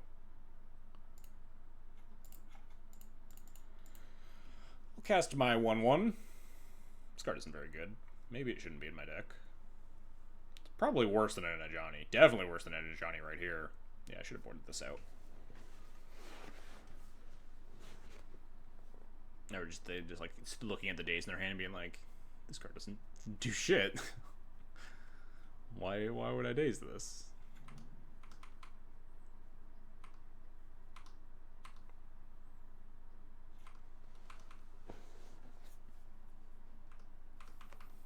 What on earth was this keep? Ooh. Blast is nice.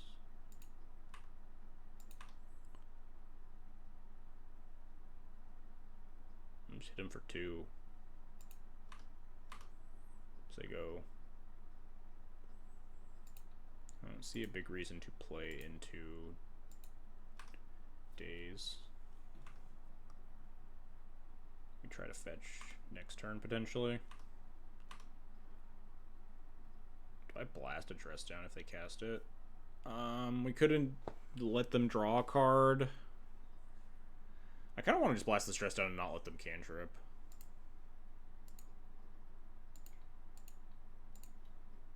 Rather than trying to get them.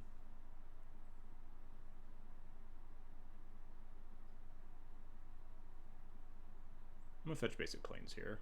I don't know if they have Wasteland, but I don't particularly want to find out. Force my Reb. That's pretty acceptable terms, I think. Pitch Murktide. Alright.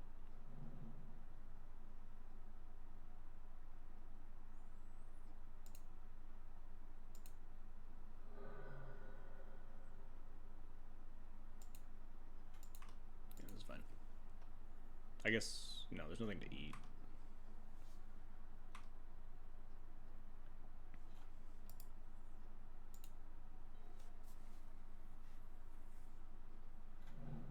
Hey, there's that Wasteland we were playing around.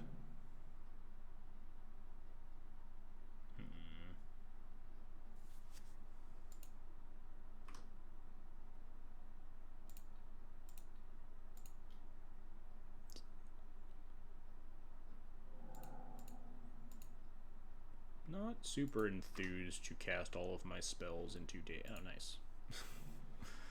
I guess I'm still playing into Daze plus Stifle, but that's now 2 cards instead of 1. 18. Recruit Solitude's not exciting. Wrath for 1 isn't super great. It kills my mom.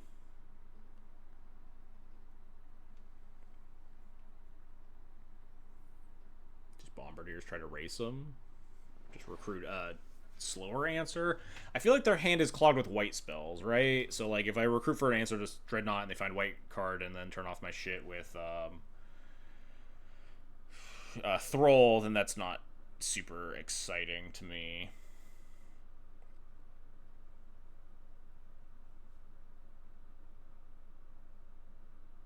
I could just try to race fairly reasonably.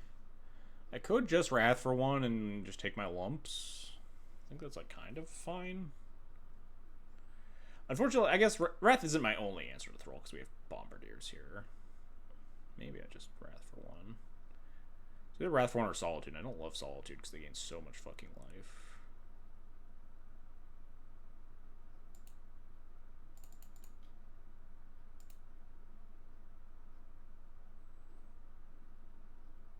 I'm gonna fetch into Stifle this turn. Deal an extra damage. Or try to deal an extra damage.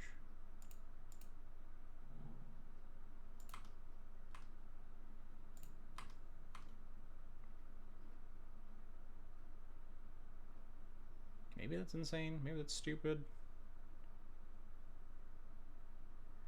If they Daze, there's 100% Stifle Blade. Yeah.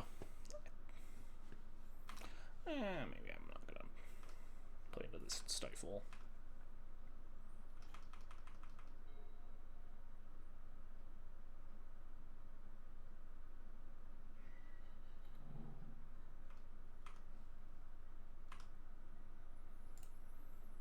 Alright, I'll play into the Stifle.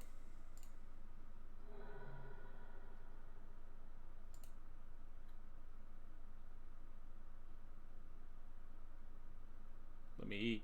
Give me priority. This is lethal. 4, 5, 6, 7 plus 4. Not quite. Currently last minute panicking, trying to remember everything I needed to order for Eternal Weekend, discovering Barrowglyph simply does not exist IRL. Yeah, I mean, that's probably just true.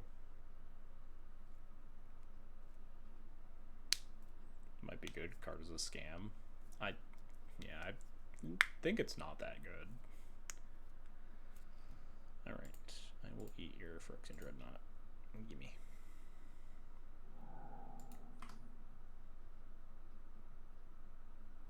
I'm gonna cast Recruiter of the Guard here. While shields are down. I should have tapped the Caracas. Doesn't really matter. Do I just jam a spell here? Like, jam like a mom? A Johnny would be kind of nice if it doesn't get dazed, but I kind of just want to deal them damage and kill them with Bombardiers. What am I scared of? Not a ton.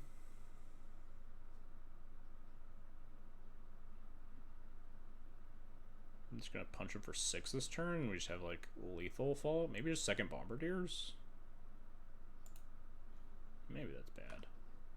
I didn't really think it through that hard.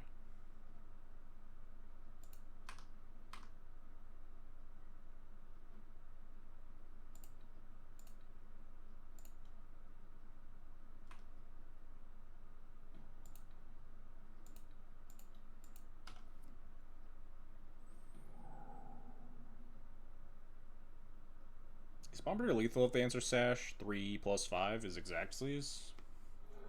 Yeah, it's like second Bombardiers isn't like unreasonable to grab then. Sash been put into work. I think it would have been much better if it was just an Ajani, but sometimes just like big, mostly vanilla idiot does the job well enough. My opponent was like pretty color screwed that game as well. Let's do our giveaway before I forget, because I will inevitably forget otherwise. What if they had another Murktide Rodic in hand? Murktide's like the least scary card they could have had in their hand. Alright, Playpoint giveaway time. I guess maybe I'll do two giveaways next Tuesday when I come back. Because I have 3 codes left. We're about to have 2 codes left. Anyway, 120 play points. What's the keyword today? What are we feeling? Let's do... I don't want to do E. I was going to do EW, but I don't want a bunch of people in my chat spam me EU. Maybe just Eternal for Eternal Weekend.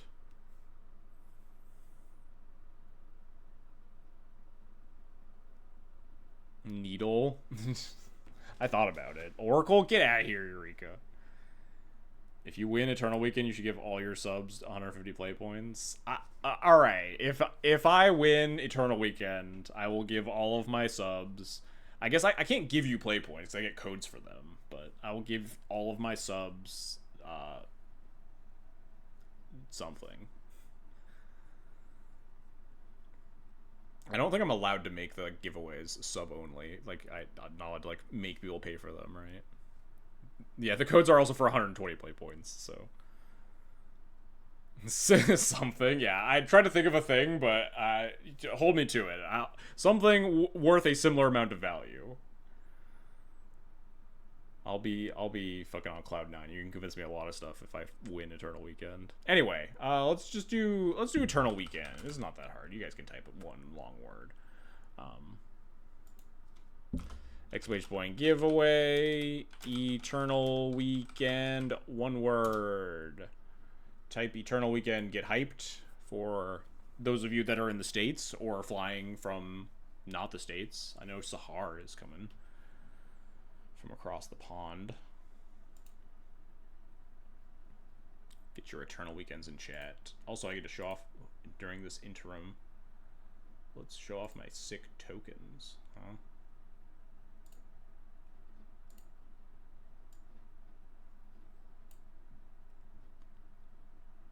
Owl House tokens are basically 120 play points. Hey, I'll send you guys all some Owl House tokens if that's what you want. If that's what the subs ask for. So you get that serialized Yorion photo. I think. Oh yeah, Lunal's not making it. Static is also not making it. I don't think he has a serialized one though. Anyway, these are my Ajani Cat Warriors. They're so good.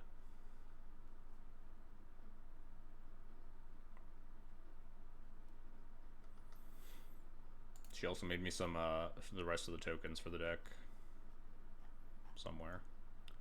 Hell yeah. Energy token, germ token, illusion token. I'm so pumped to play these. It is really funny that I went out of my way to make an energy token that truly could not matter and like less than it does. I have 1 Wrath of the Skies on my sideboard. The energy token like cannot come up relevantly.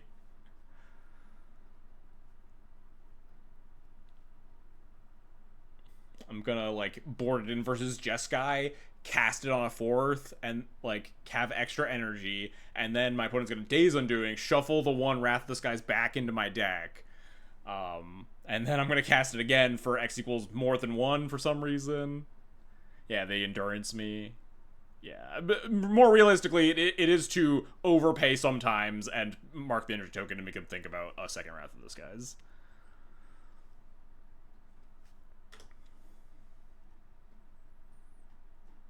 But yeah, I'm very excited to play these.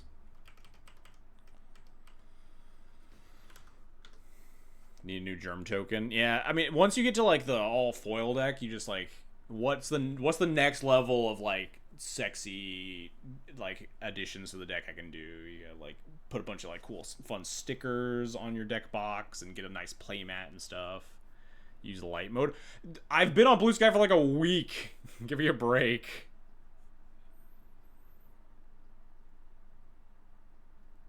I had one of... You know, no, now I'm sticking to my guns on this one. Now that chat's really mad about it, I'm just going to leave it on light mode. The only thing more annoying than light mode is people that are like really intrusive about people using light mode.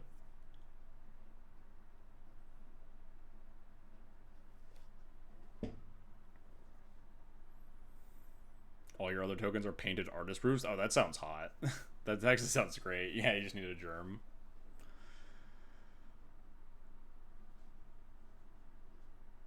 Still too busy to make my blue sky. I mean, understandable, yeah. I'm enjoying it.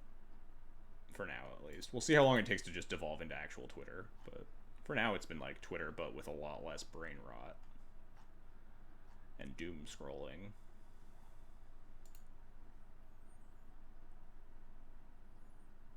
The people have a right to tell you how to live your life. Do they? I mean, they have a right to tell me. I also have a right to ignore them. Anyway, let's seems like most people have finished up the giveaway, so let's close it here. Exclamation point giveaway. Who wins? Moto1221. Congratulations, you're the proud owner of a code for 120 play points as soon as I grab it right here.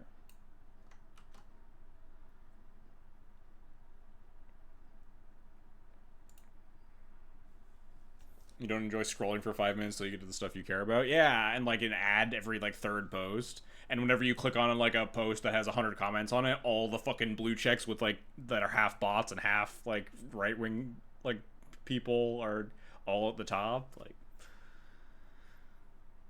Twitter's great. I don't know what we're talking about. Anyway, Moto, here's your code. Enjoy.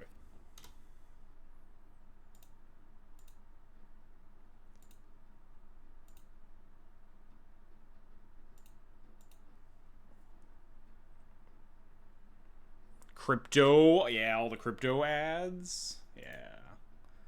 Who wouldn't love Twitter? I'm gonna remember to turn the title, the giveaway title off. Something that I never remember to do.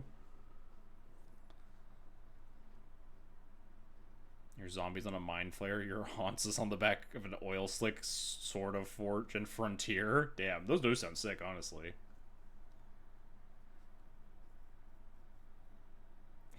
Yes, I actually do delete Eureka out of... I go into the bot and delete Eureka's entry. Actual Moto... Yes, Moto won the play points back. That is... It's deserved, really. Moto giveth the play points and taketh them away.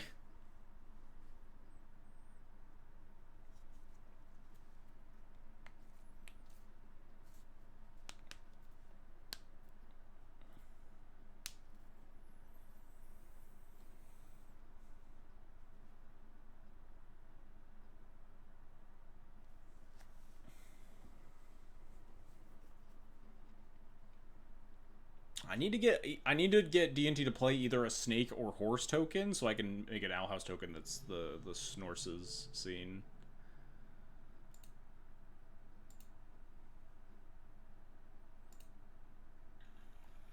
Yeah, it's fine. Not like, I mean, it's a good hand. Lands, spells, curve, removal.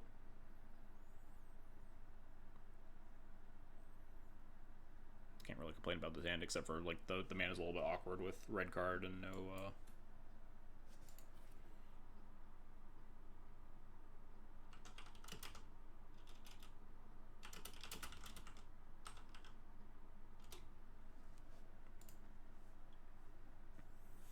Whenever I get big fan, my opponent obliterates me, so we'll see if that holds true.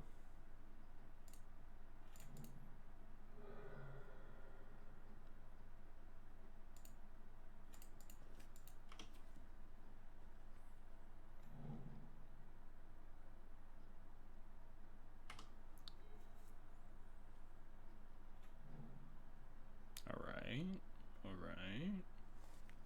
Probably not great for me. We can do each other so I can start all of our matches with big fans. I'm like almost 0% against people that say big fan, but you can't say it ironically. You have to actually be a big fan. That's the main issue. I think I just jammed Spirit with second Spirit.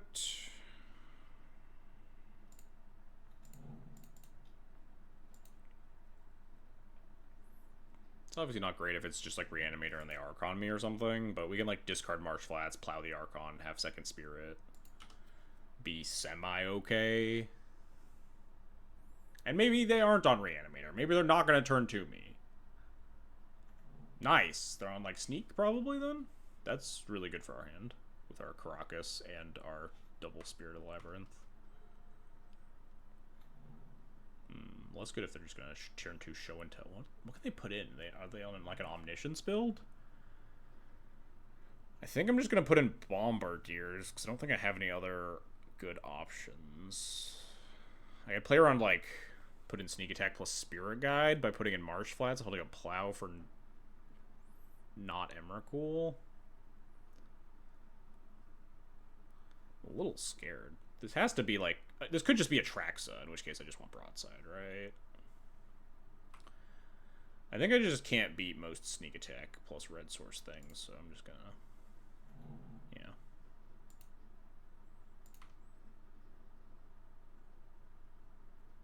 Well, there's sneak attack Emrakul, which is pretty bad news for me, but we can deal a lot of damage.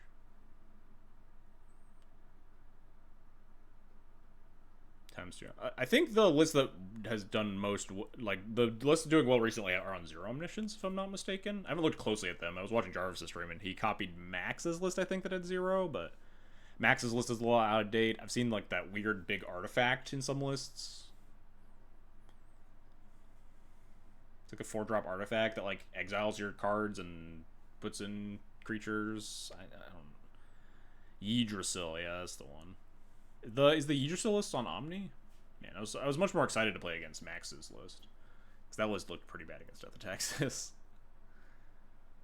Lot of non-basics, only a single basic island. Alright, Emrakul, Show and Tell, City, Lotus Petal, Sneak Attack. Emrakul, Show and Tell.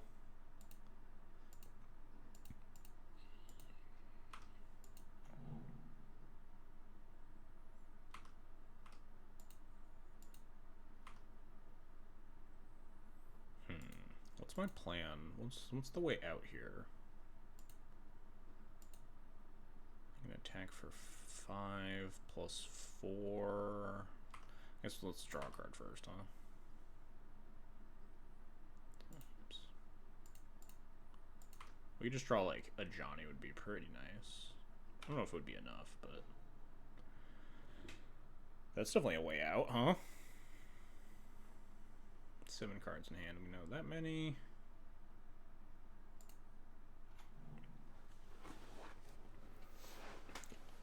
I think I have to Crocus this.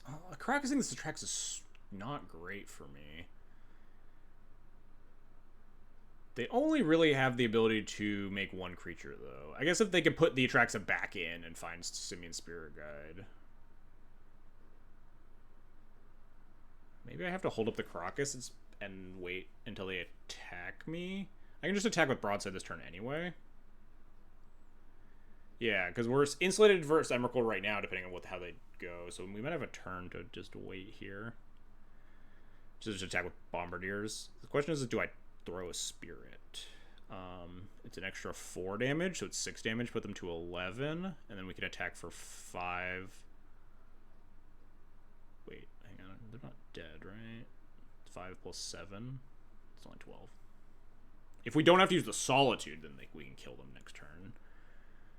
But otherwise, it's attack for 6, right? Throw Spirit. Put them to 11. And then we have 5 plus 4 is only 9. But if they tap the Tomb, then they are dead. Okay, okay.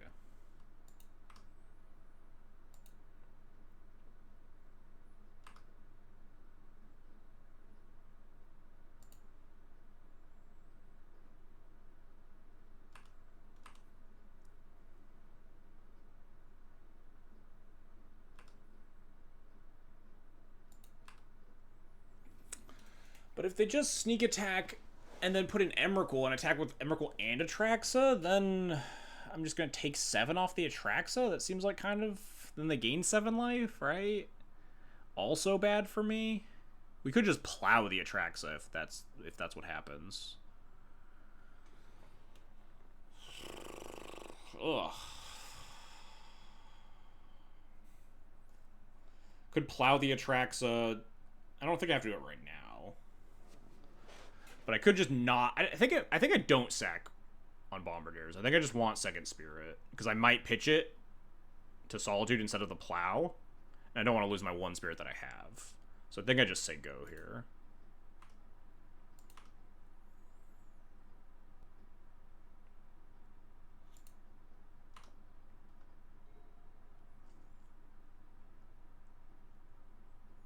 tough turn.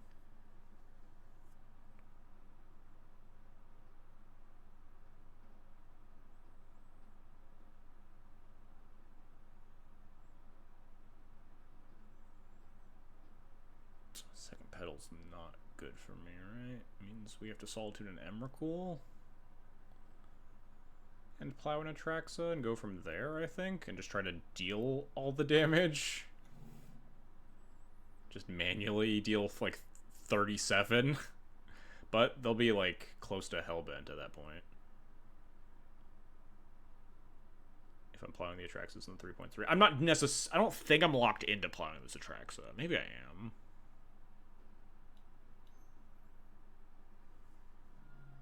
They show and tell in the sneak attack. Does that do anything fun for me? No. Because I have to Solitude the Emrakul. So I just put in nothing. Because I have to Solitude the Emrakul, pitching Spirit, and then plowing the Atraxa. There's a chance. I think maybe I was always plowing the Atraxa and I wanted to deal my 3 damage.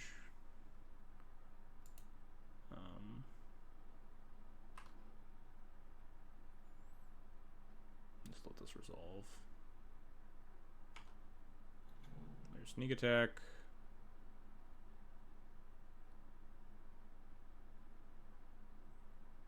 I can Crocus the Emrakul to kill a Petal, right? That's pretty free.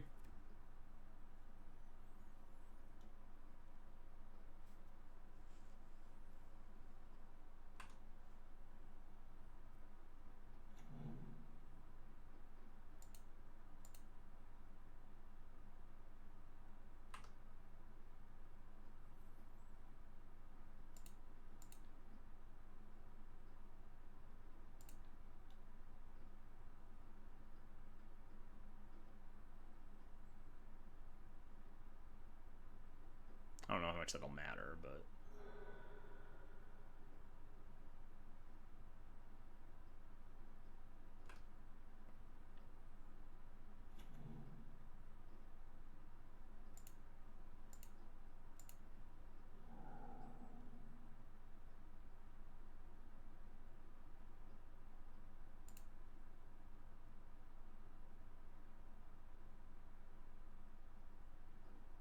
I miss Sneak and Show. It's a cool combo deck to exist.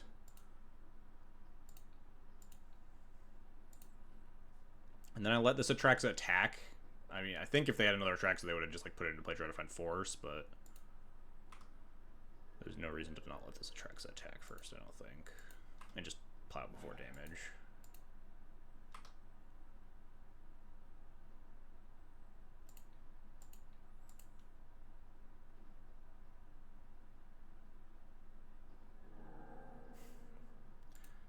Alright, and we'll just Surveil into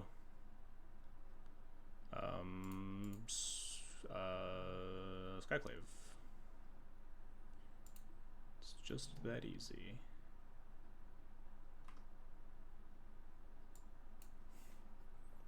I'm supposed to keep this? It's so much damage with Bombardiers, right? I just cast it. I don't think I have enough outs to sneak attack to dig for like when they are kind of shut off.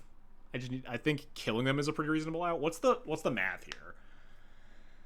Attack for 5, play Stoneforge, attack for 10, put them to 20. We have 3 outs to sneak. We have more than that. We have Witch Enchanter, Recruiter of the Guard, and Skyclave. I think I'm topping this though.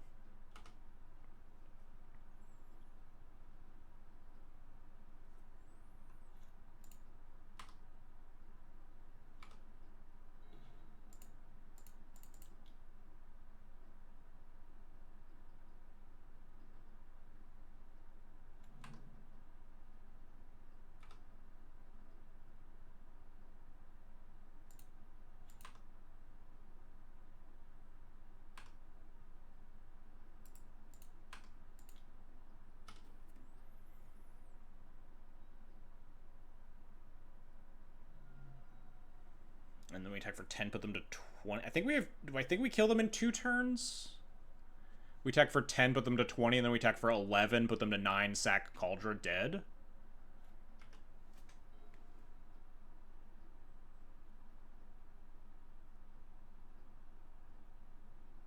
I was ready for all of my thinking to be completely worthless. Excellent. Immediately top deck Atraxa, never cool. After like tank. Cool. They hit their like 6-outer. They usually have like eight fatties in the deck. We've exiled 2 of them.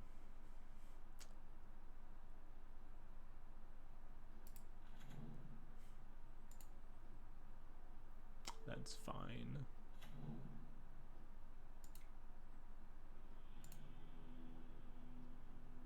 No, I can't see if the card I would have drawn would have been the card that would have removed the sneak attack.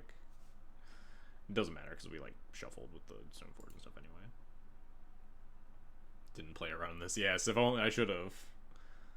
I should have predicted this outcome and played around it. Good luck in Eternal Good. Thank you. See how I do. This deck is really soft to Containment Priest lately. I also like Surgical versus these decks nowadays because they're so like it used to be that like they were showing intel whenever they cast show intel it was because they were going to put it on Omniscience to kill you, but nowadays oftentimes they show intel in Atraxa and you can like Surgical to show intels. Get this shit out of here, get this shit out of here. It's just mostly Formal War Kaldra matchup. Not even Formal War really. You can Formal War back the thing that gets forced sometimes, but it's mostly Kaldra.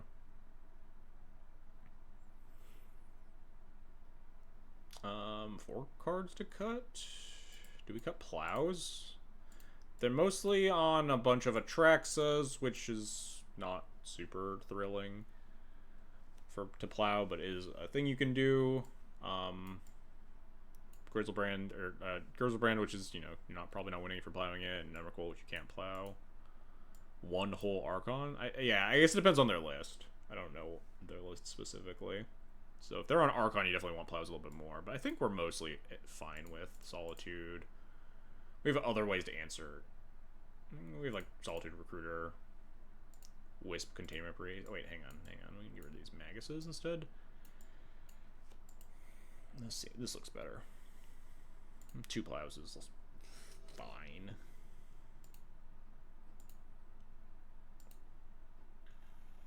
Do I want to split up for this matchup? I don't think I do. Karakas is really good. Spirit's good. Stoneforge is good. I think this is a keep.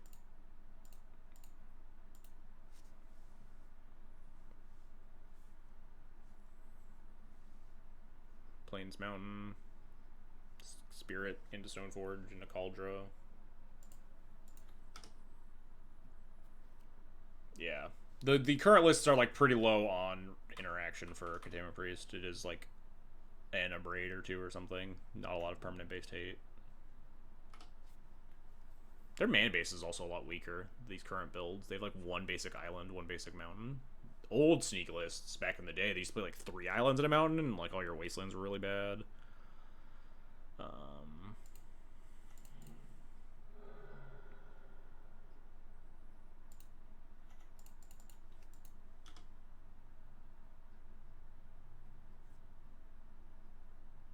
Days? Force. Alright. Fair enough.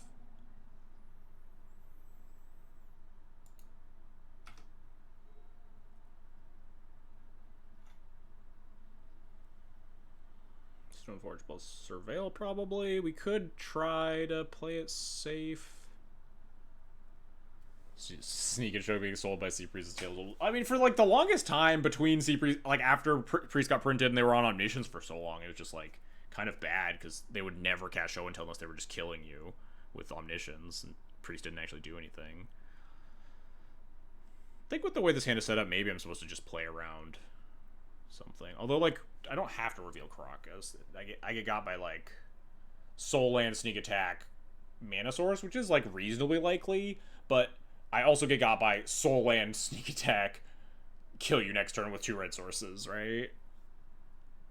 So the fact that I don't have a plan for a Sneak Attack, regardless of if it resolves, means that I don't think I necessarily want to play around it. Though we could obviously top deck something, which would be nice. But we can also surveil towards top decking something that would be also nice against it. I think I'm going to go with my gut, but my gut is definitely rusty in this matchup. Maybe I get... Do I get... I guess we're getting nothing. Deal.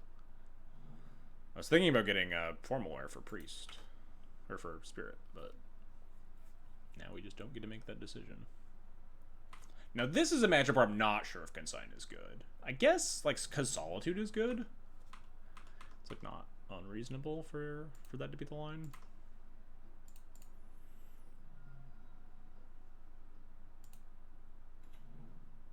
But, like, my opponent also has Spell Pierce in their deck still, so, like, what did they cut?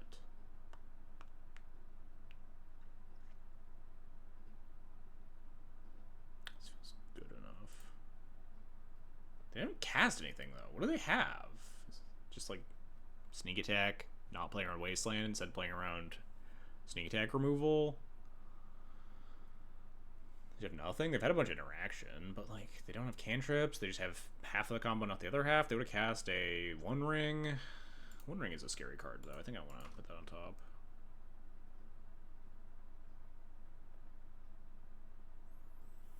Now I'm probably supposed to not surveil land, though. So we just get to at least play around to the Sneak Attack a little bit, delay it for a turn. Moto, please. Hello? There we go. Send it. Go get him, Stoneforge. I believe in you. Get your beatdowns on.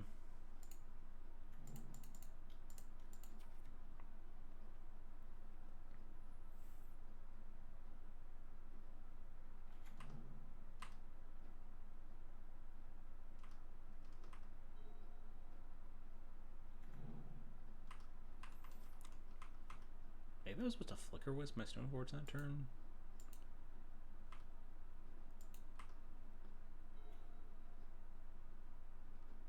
Oh, we just recruit Katama Priest now? That seems like the play.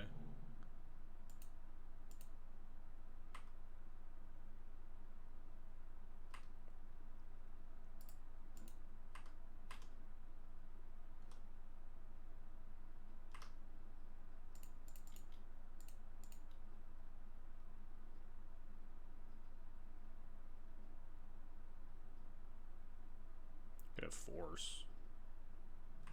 Just hardcast Force, I guess. Fair enough.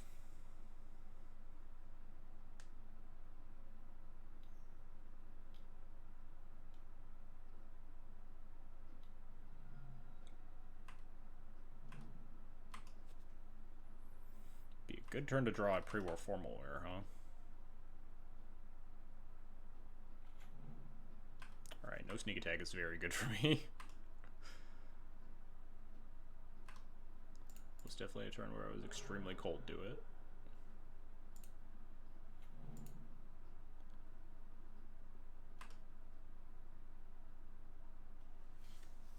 I think I just keep this. We can set up lethal next turn. So this just stops like cantrip or like show and tell or something.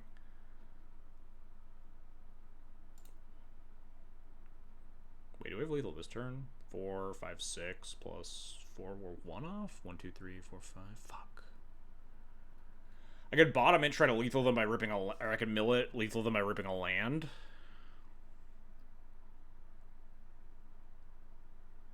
If I Bombardiers this turn, I actually deal 6 plus 4 is 10. It turns off Tomb and Tarn, though. Yeah, no, we top this. We top this and just tap, tap, tap, hold up Reb plus Karakas.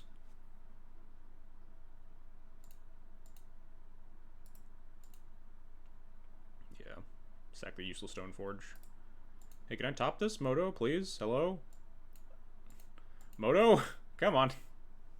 Thank you.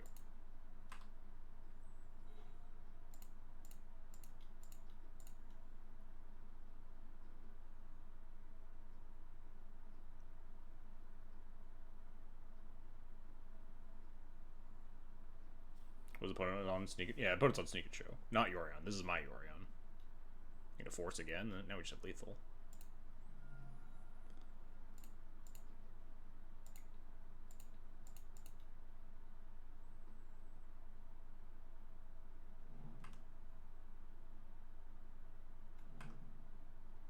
just kept an all answers hand, I guess, and just didn't pan out for him. No cantrips, no...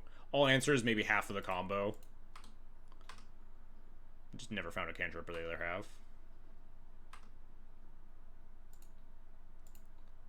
Ding.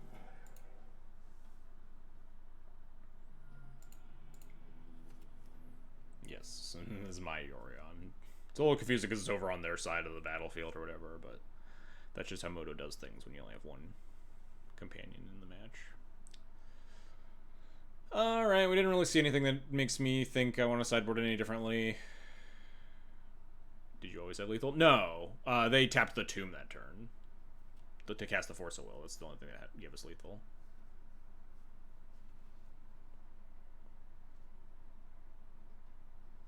We had 10 damage and they were at 11, but they went to 9 off the Tomb. That's why we kept the Reb on top, because we could turn off 2 of their lands by putting them to 1 that turn instead. The Johnnies in my deck feel a little weird. I don't think they're supposed to be plows or like Maguses or anything though. Guess they just attack. They just kill my opponent in relatively short order, especially in tandem with Bombardiers. Alright, I'll keep this. Alright. Needle's very good here. Red Blast plus Needle is very, very good versus the Show and Tell Sneak Attack deck, obviously. My sequencing here is going to be weird. Let's see what they do, huh?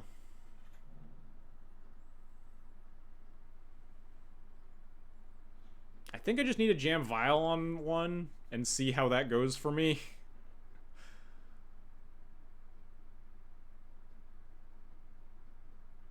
There's a number of ways it could break bad, but I don't think I'm like holding up Reb for Soul and Show. Are we? Hold up Reb for Soul and Show and Tell. We Reb it, we untap, we Wasteland, then cast the Vial. Wasteland's really good here. Maybe we do wait. Alright. I'm kind of talking myself into it. I don't want to get Show and Tell on turn 2, really. Like Show and Tell and an Atraxa, they draw like 4 cards.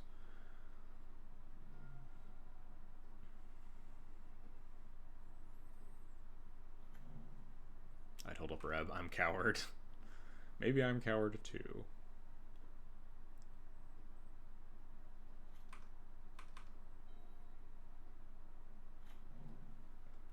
Rewarded? They never have it when you hold it up. Or they have days.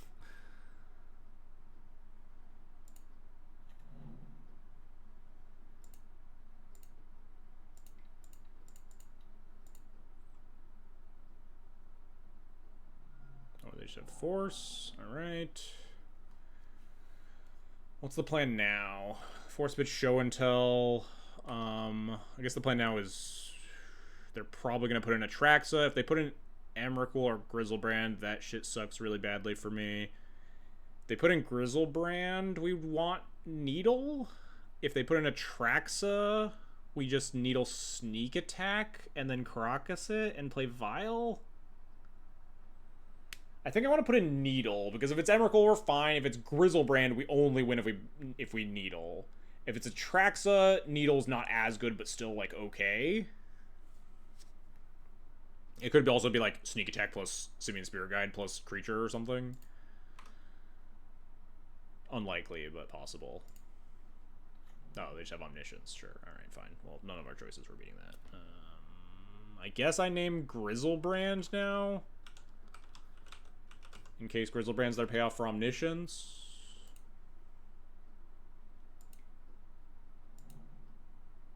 Just cast Emrakul, whatever, end my life. Archon? Well, we're not dead. Probably dead, though. I'll discard Vial with this hand. Alright, fine. If you're gonna have turn 2 Show and Tell with Force backup into Omniscience, Archon, Atraxa, Emrakul. Alright, fine. You got me. Our plan was Deftly thwarted. We tried our best, we played around what we could, and then died because we couldn't.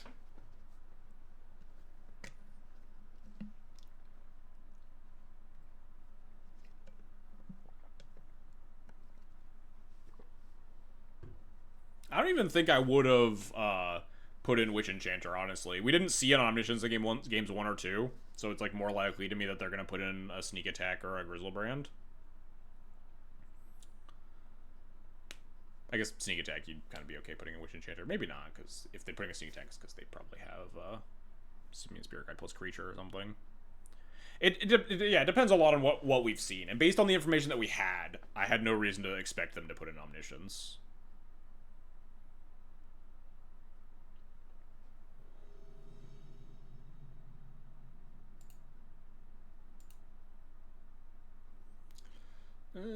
This hand's kind of garbage. Borderline keepable. Savannah? Okay, no, this is Nadu. Oh, last seen on Nadu combo. Understandable. I'm just gonna kill this. Die to opponent having everything relatable Magic content. Yeah, it happens. Can't get too broken up about it. Opponent had nothing in game 2, and then they had everything game 3. Definitely just breaks like that sometimes. It's pretty terrible against Nadu, huh? Double Formal Wear? Shit. Combo me? Alright, shields down. I'm gonna fetch Plateau. Don't kill me, please. Also, drawing land would be nice. That'd be a nice one. But I step 1, not dying this turn. That would be really nice.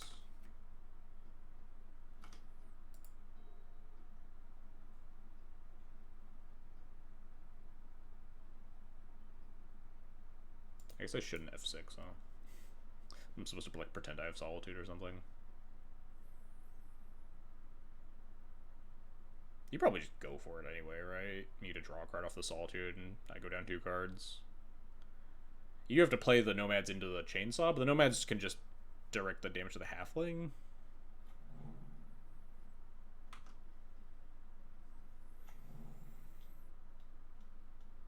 Just Green Sun. Alright. Land would be nice, so I can answer a Nadu. Nice. Look at that.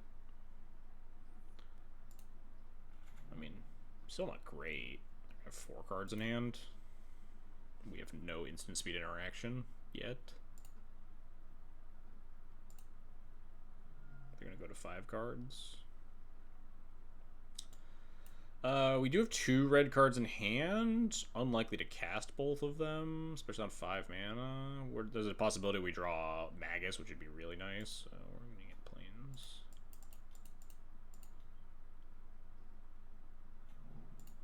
Gimme. Another Halfling, sure. Hey,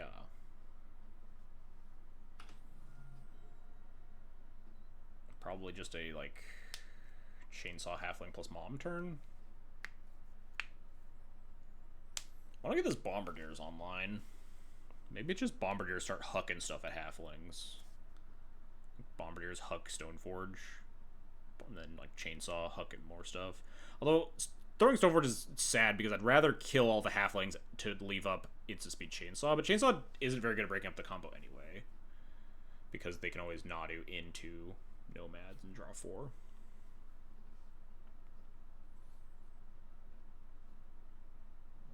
I could, like, hug Stoneforge so I can pre-roll for more back.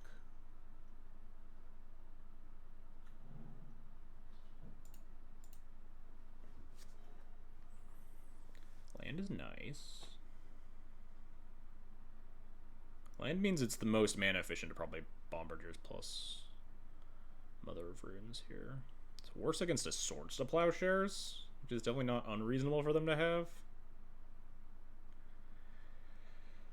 So, like, Chainsaw 1 plus Mother of Runes is better against Swords to Plowshares because it forces the Plow on the Mom and it leaves the Bombardiers back. So maybe that's the choice. We're not double spelling anytime soon anyway. With a bunch of 3s in hand. I guess if we don't cast the Mom this turn, we could, like, 4 more.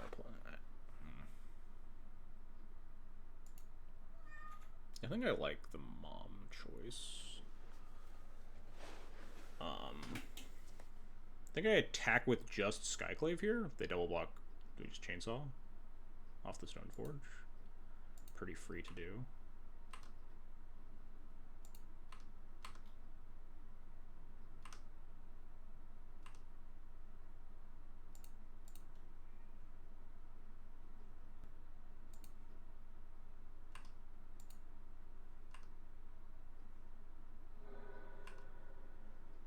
Fetch Surveil Land.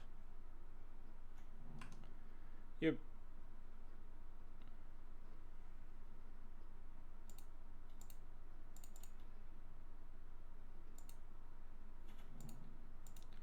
Kill.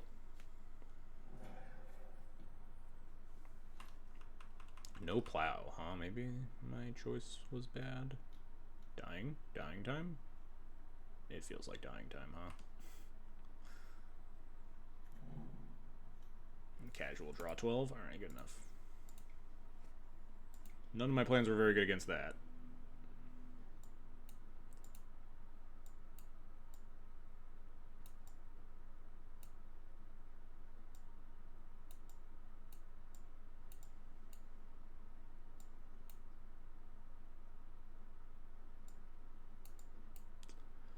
Cut these, cut these, cut these. Argument for like 1 copy of Formal Wear in here. Argument for like the 3rd copy of Magus of the Moon. I find the Nadu Zenith in the deck a tough deck to board against. Because there are a lot of cards that are like fine-ish. Or like situationally pretty relevant, like Spirit and Magus. To some extent Formal Wear, but I think Formal Wear is mostly bad. We have how many equipment to still tutor? Is it just 2? It's kind of loose. Kind of a reason to want Formal Wear is just we can tutor a white card for Solitude, but then what are you cutting after that? Something like that. I have 2 feels like the wrong number of Magus. I think you want like 1 for like recruiter niche recruiter scenarios, or you want 3 to try to get them. Maybe it's like a play draw thing. You're more likely to like force them. Jam. Let me just run it like this.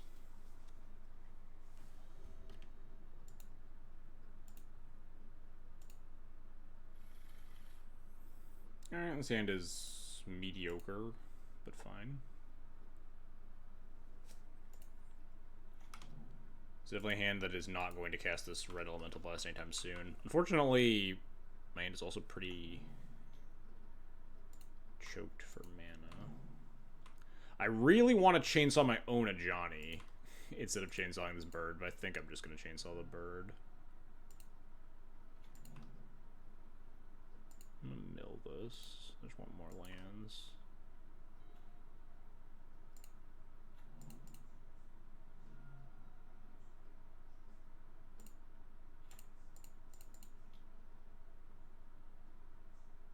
We have double Ajani too, so that could be a way to try to force my Ajani to flip, and we have the red permanent to start killing things.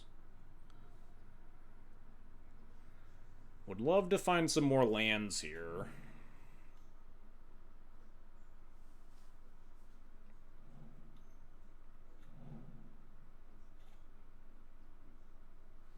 Do I Solitude this Halfling?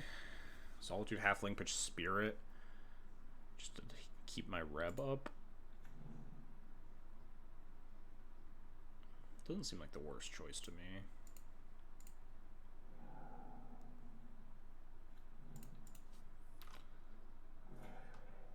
Imagine if we changed any part of Nadu. Yeah, Society if.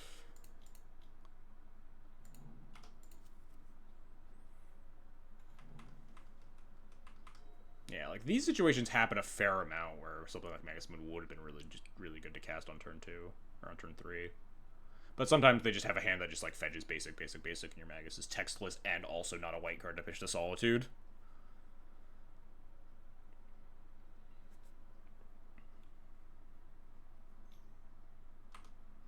Man, imagine if I had cast Spirited Labyrinth instead.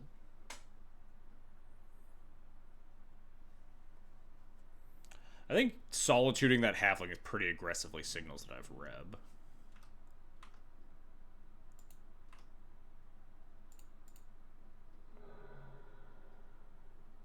Fortunately, I feel like my Johnny's gonna get plowed this turn. I don't want that. Wait, I did want that because the thing I just said. The thing where my Johnny's gonna get Sword Splashers. It would be nice to just pick it back up in response to a plow, but instead we have this Aether Vial now, so that's cool.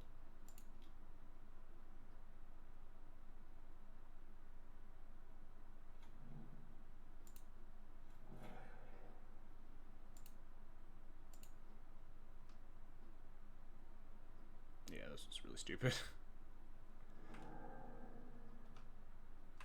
Should have absolutely kept that stupid thing on top, huh?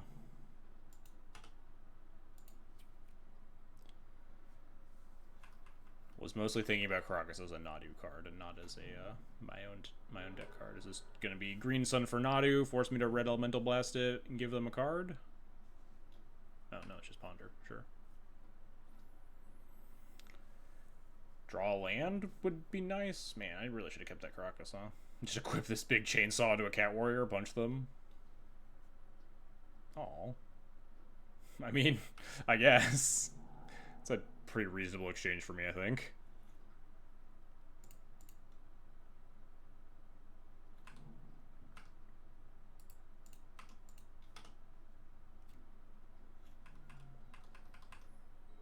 That was a good one to have.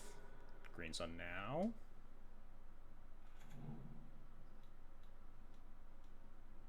Yep. I think I'll just plow this.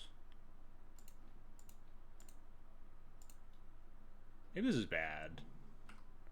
Plow's worse against second Green Sun plus Nomads, but it's hard for them to play around that. But maybe I was supposed to just cash in the red because it's worse.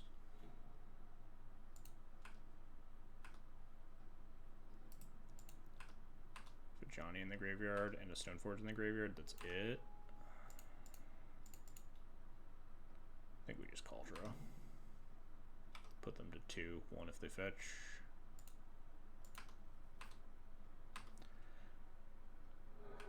Does the large number of cats on board equate to good matchup against this bird-based enemy? That is how that works. That's how it works via science. Mill Nomads. That's not a super thrilling sign for me, I don't think. But I think I should have repped that, I think.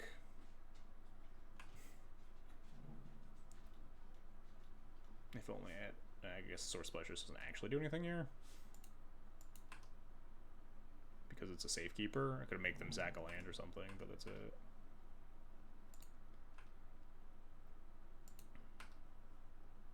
Draw that Pithing Needle.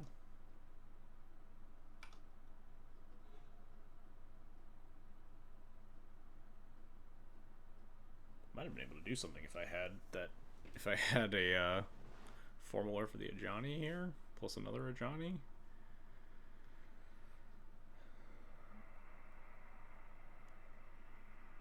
Well, this sucks, huh?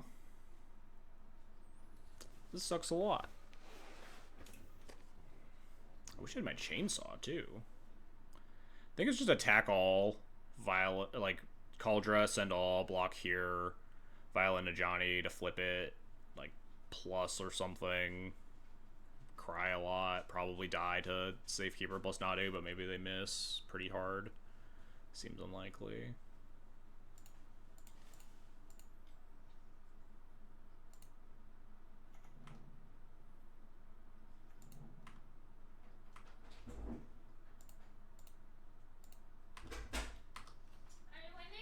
I think I'm about to die. Oh shit, I wasn't supposed to. Oh, nice, never mind. First strike saved me.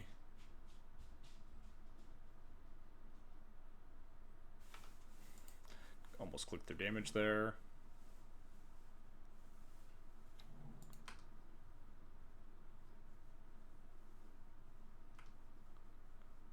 3. Flip my Johnny. I don't really see the vision of us winning this game ever. I think it involves me plussing, though, to try to set up like a weird ult situation. Paper lethal, yeah.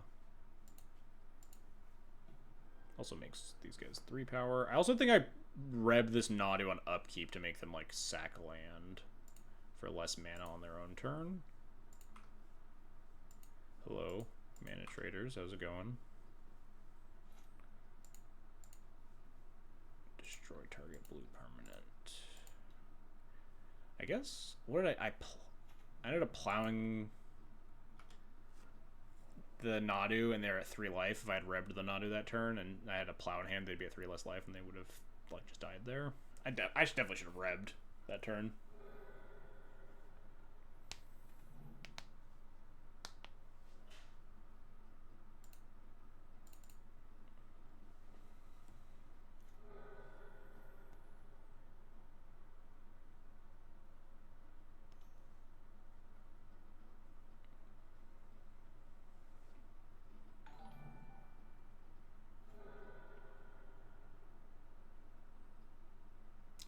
Jesus Christ, mana traders. Thank you for the 10 gift subs. Thank you so much. Oh god, we're dying horribly, but hey, we got 10 gift subs, so who's the real winner? Thank you so much, mana traders. Appreciated.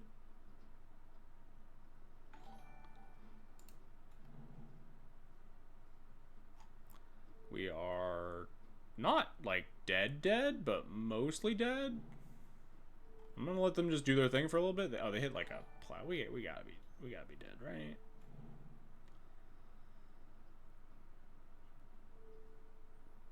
They could always just forget to attack my Ajani. Then we get them.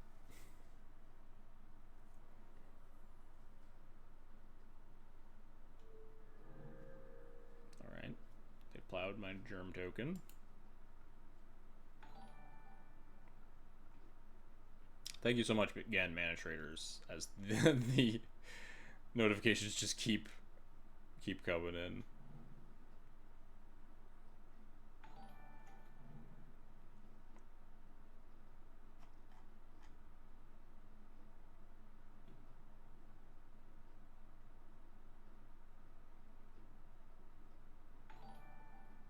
Oh, they saw the line.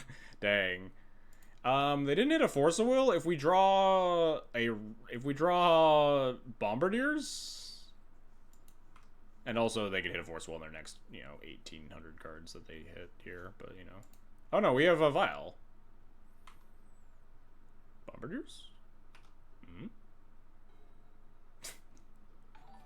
We did it. We found the Pithing Needle, chat. I think this is a sign that I'm not supposed to I'm not supposed to play this Pithing Needle at Eternal Weekend. If I can repeat all 10 subs, shout out everybody's name: Kevin KB94, Tartan Scarf Janky Ho Oh, M Basket Listeria the Boat Guy Fencing Brick, T Sim HC, not sure about that one, T Sim EHC 2000, Ninja Man, and Bob and Cheese. Thank you thank you to Man Traders for these gift subs to all those fine folks. Anyway, cast Pithing Needle. Response.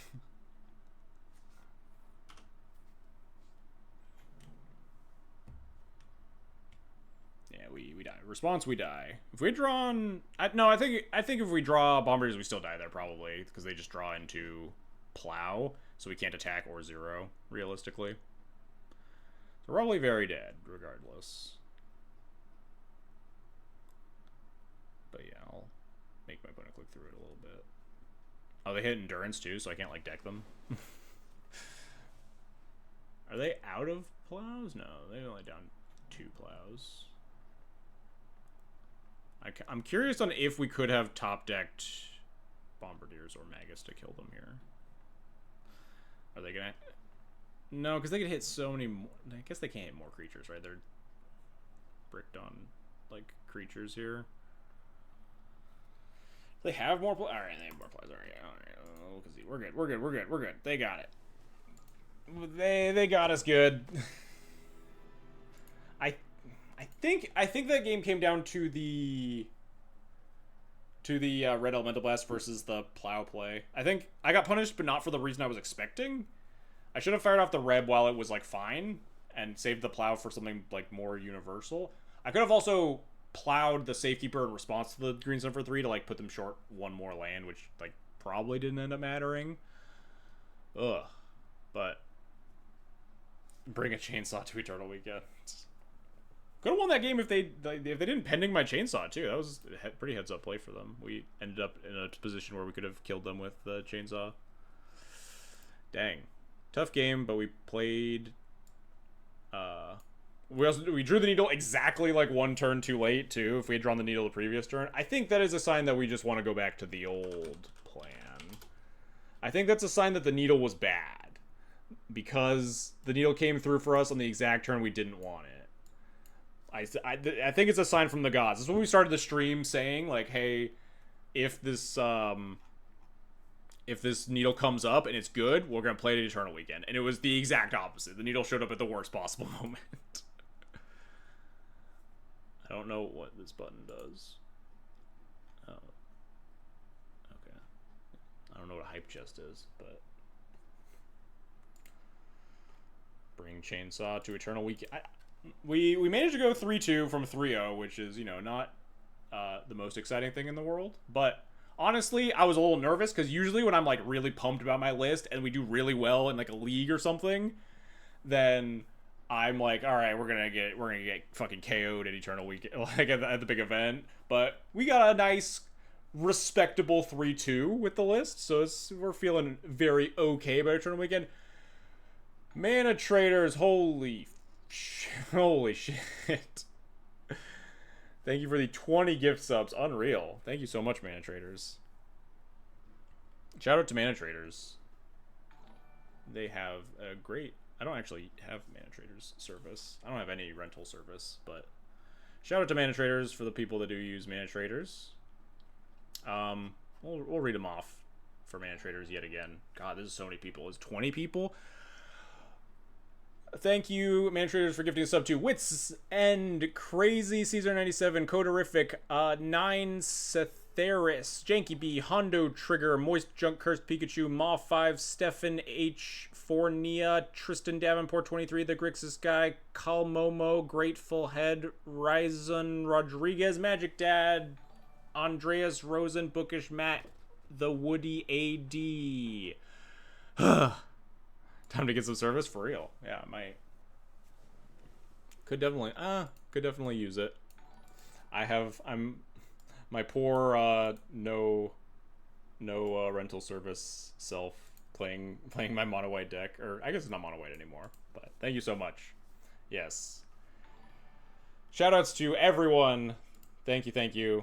Please say thank you to Mana Traders. Give them some love. Dodged a few. Yes, dodged in the chats if you dodged the the deluge of gifted subs for Mana Traders. Thank you so much. That's a great note. I think a very happy note to start heading to Eternal Weekend on as I continue to vamp as these all these notifications roll in. We decompress, but I'm ready. I'm happy. I like my list well enough. I'm ready for Eternal Weekend. I think we performed pretty well. We lost to, like, Sneak and Show having, like, the Super Nuts game 3, and then we lost to Nadu in, like, some pretty... Were they close games? We died pretty horribly game 1. We fumbled...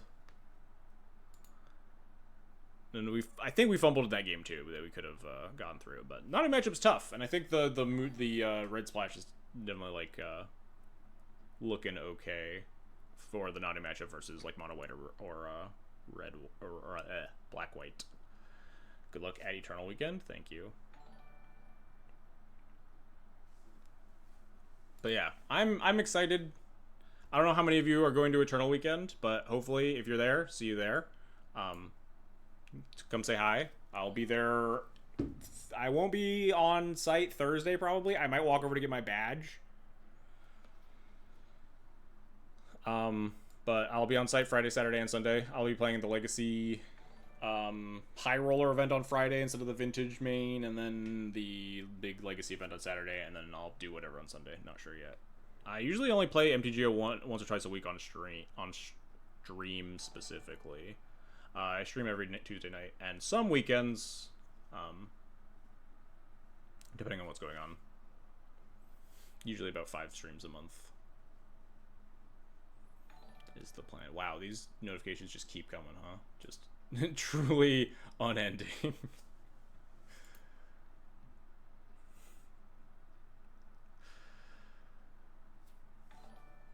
Hey, thanks for the 5 gift subs, Mana Traders. Shoutouts to Wonder Pro, Oleg the Rare, Mjolnir 1987, Ziffa 2000, and Rand 96. Gifting subs to Doomsday players? Yes. I'll accept this. Wonder Pro can have a sub. He's beaten my ass enough times. He's taken enough of my lunch money. Thank you so much, Mana Traders. Again, shout out to Mana Traders. Rental service that I know many people use and are happy with. Go give them a look if you're looking to play Magic online at all. Rental services are a nice way to get in on the ground floor pretty easily.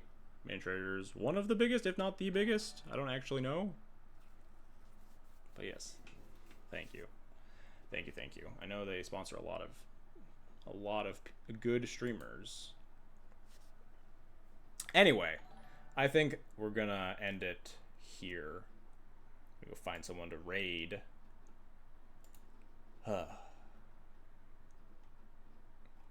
Who's streaming?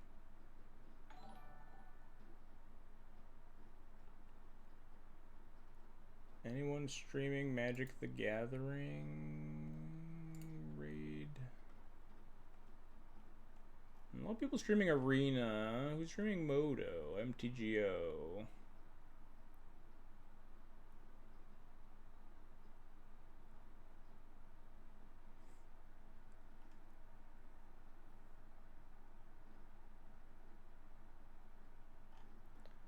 Is no one on MTGO? Come on, there's gotta be someone. Will Hall's streaming a bunch of Arena.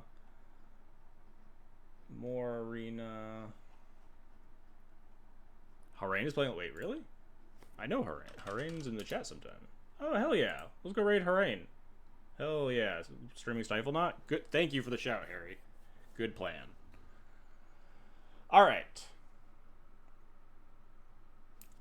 Thank you very much for coming by, stopping by. Thank you again for like the millionth time. Cannot thank you enough, Mana Traders. There's a huge amount of subs that you've dropped.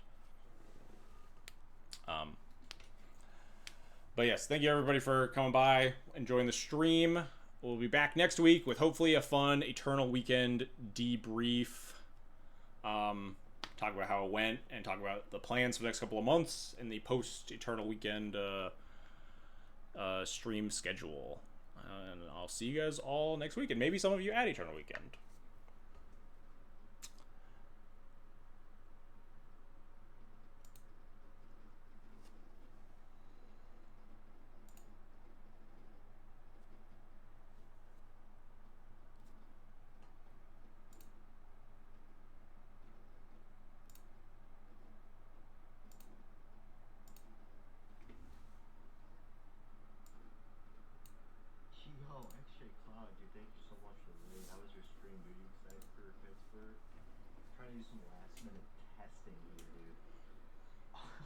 Results haven't been to say the least. I think we're always brainstorming. I really want to get these dreadnoughts out of the way. So let's just move these.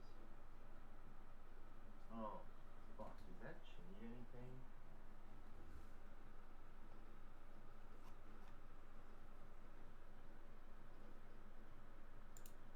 Very medium. Yo, Mana Traders, thank you so much for the gift.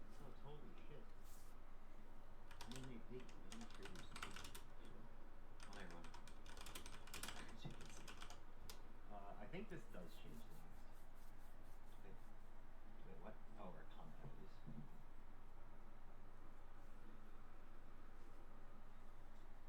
Whoopsies. Oh, that's a really good clue. Just holy shit.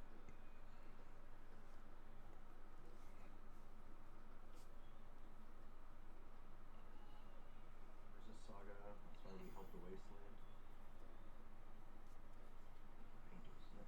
Whoops. Alright, so Painter Serpent is gone. So we know they have Mountain City Traders.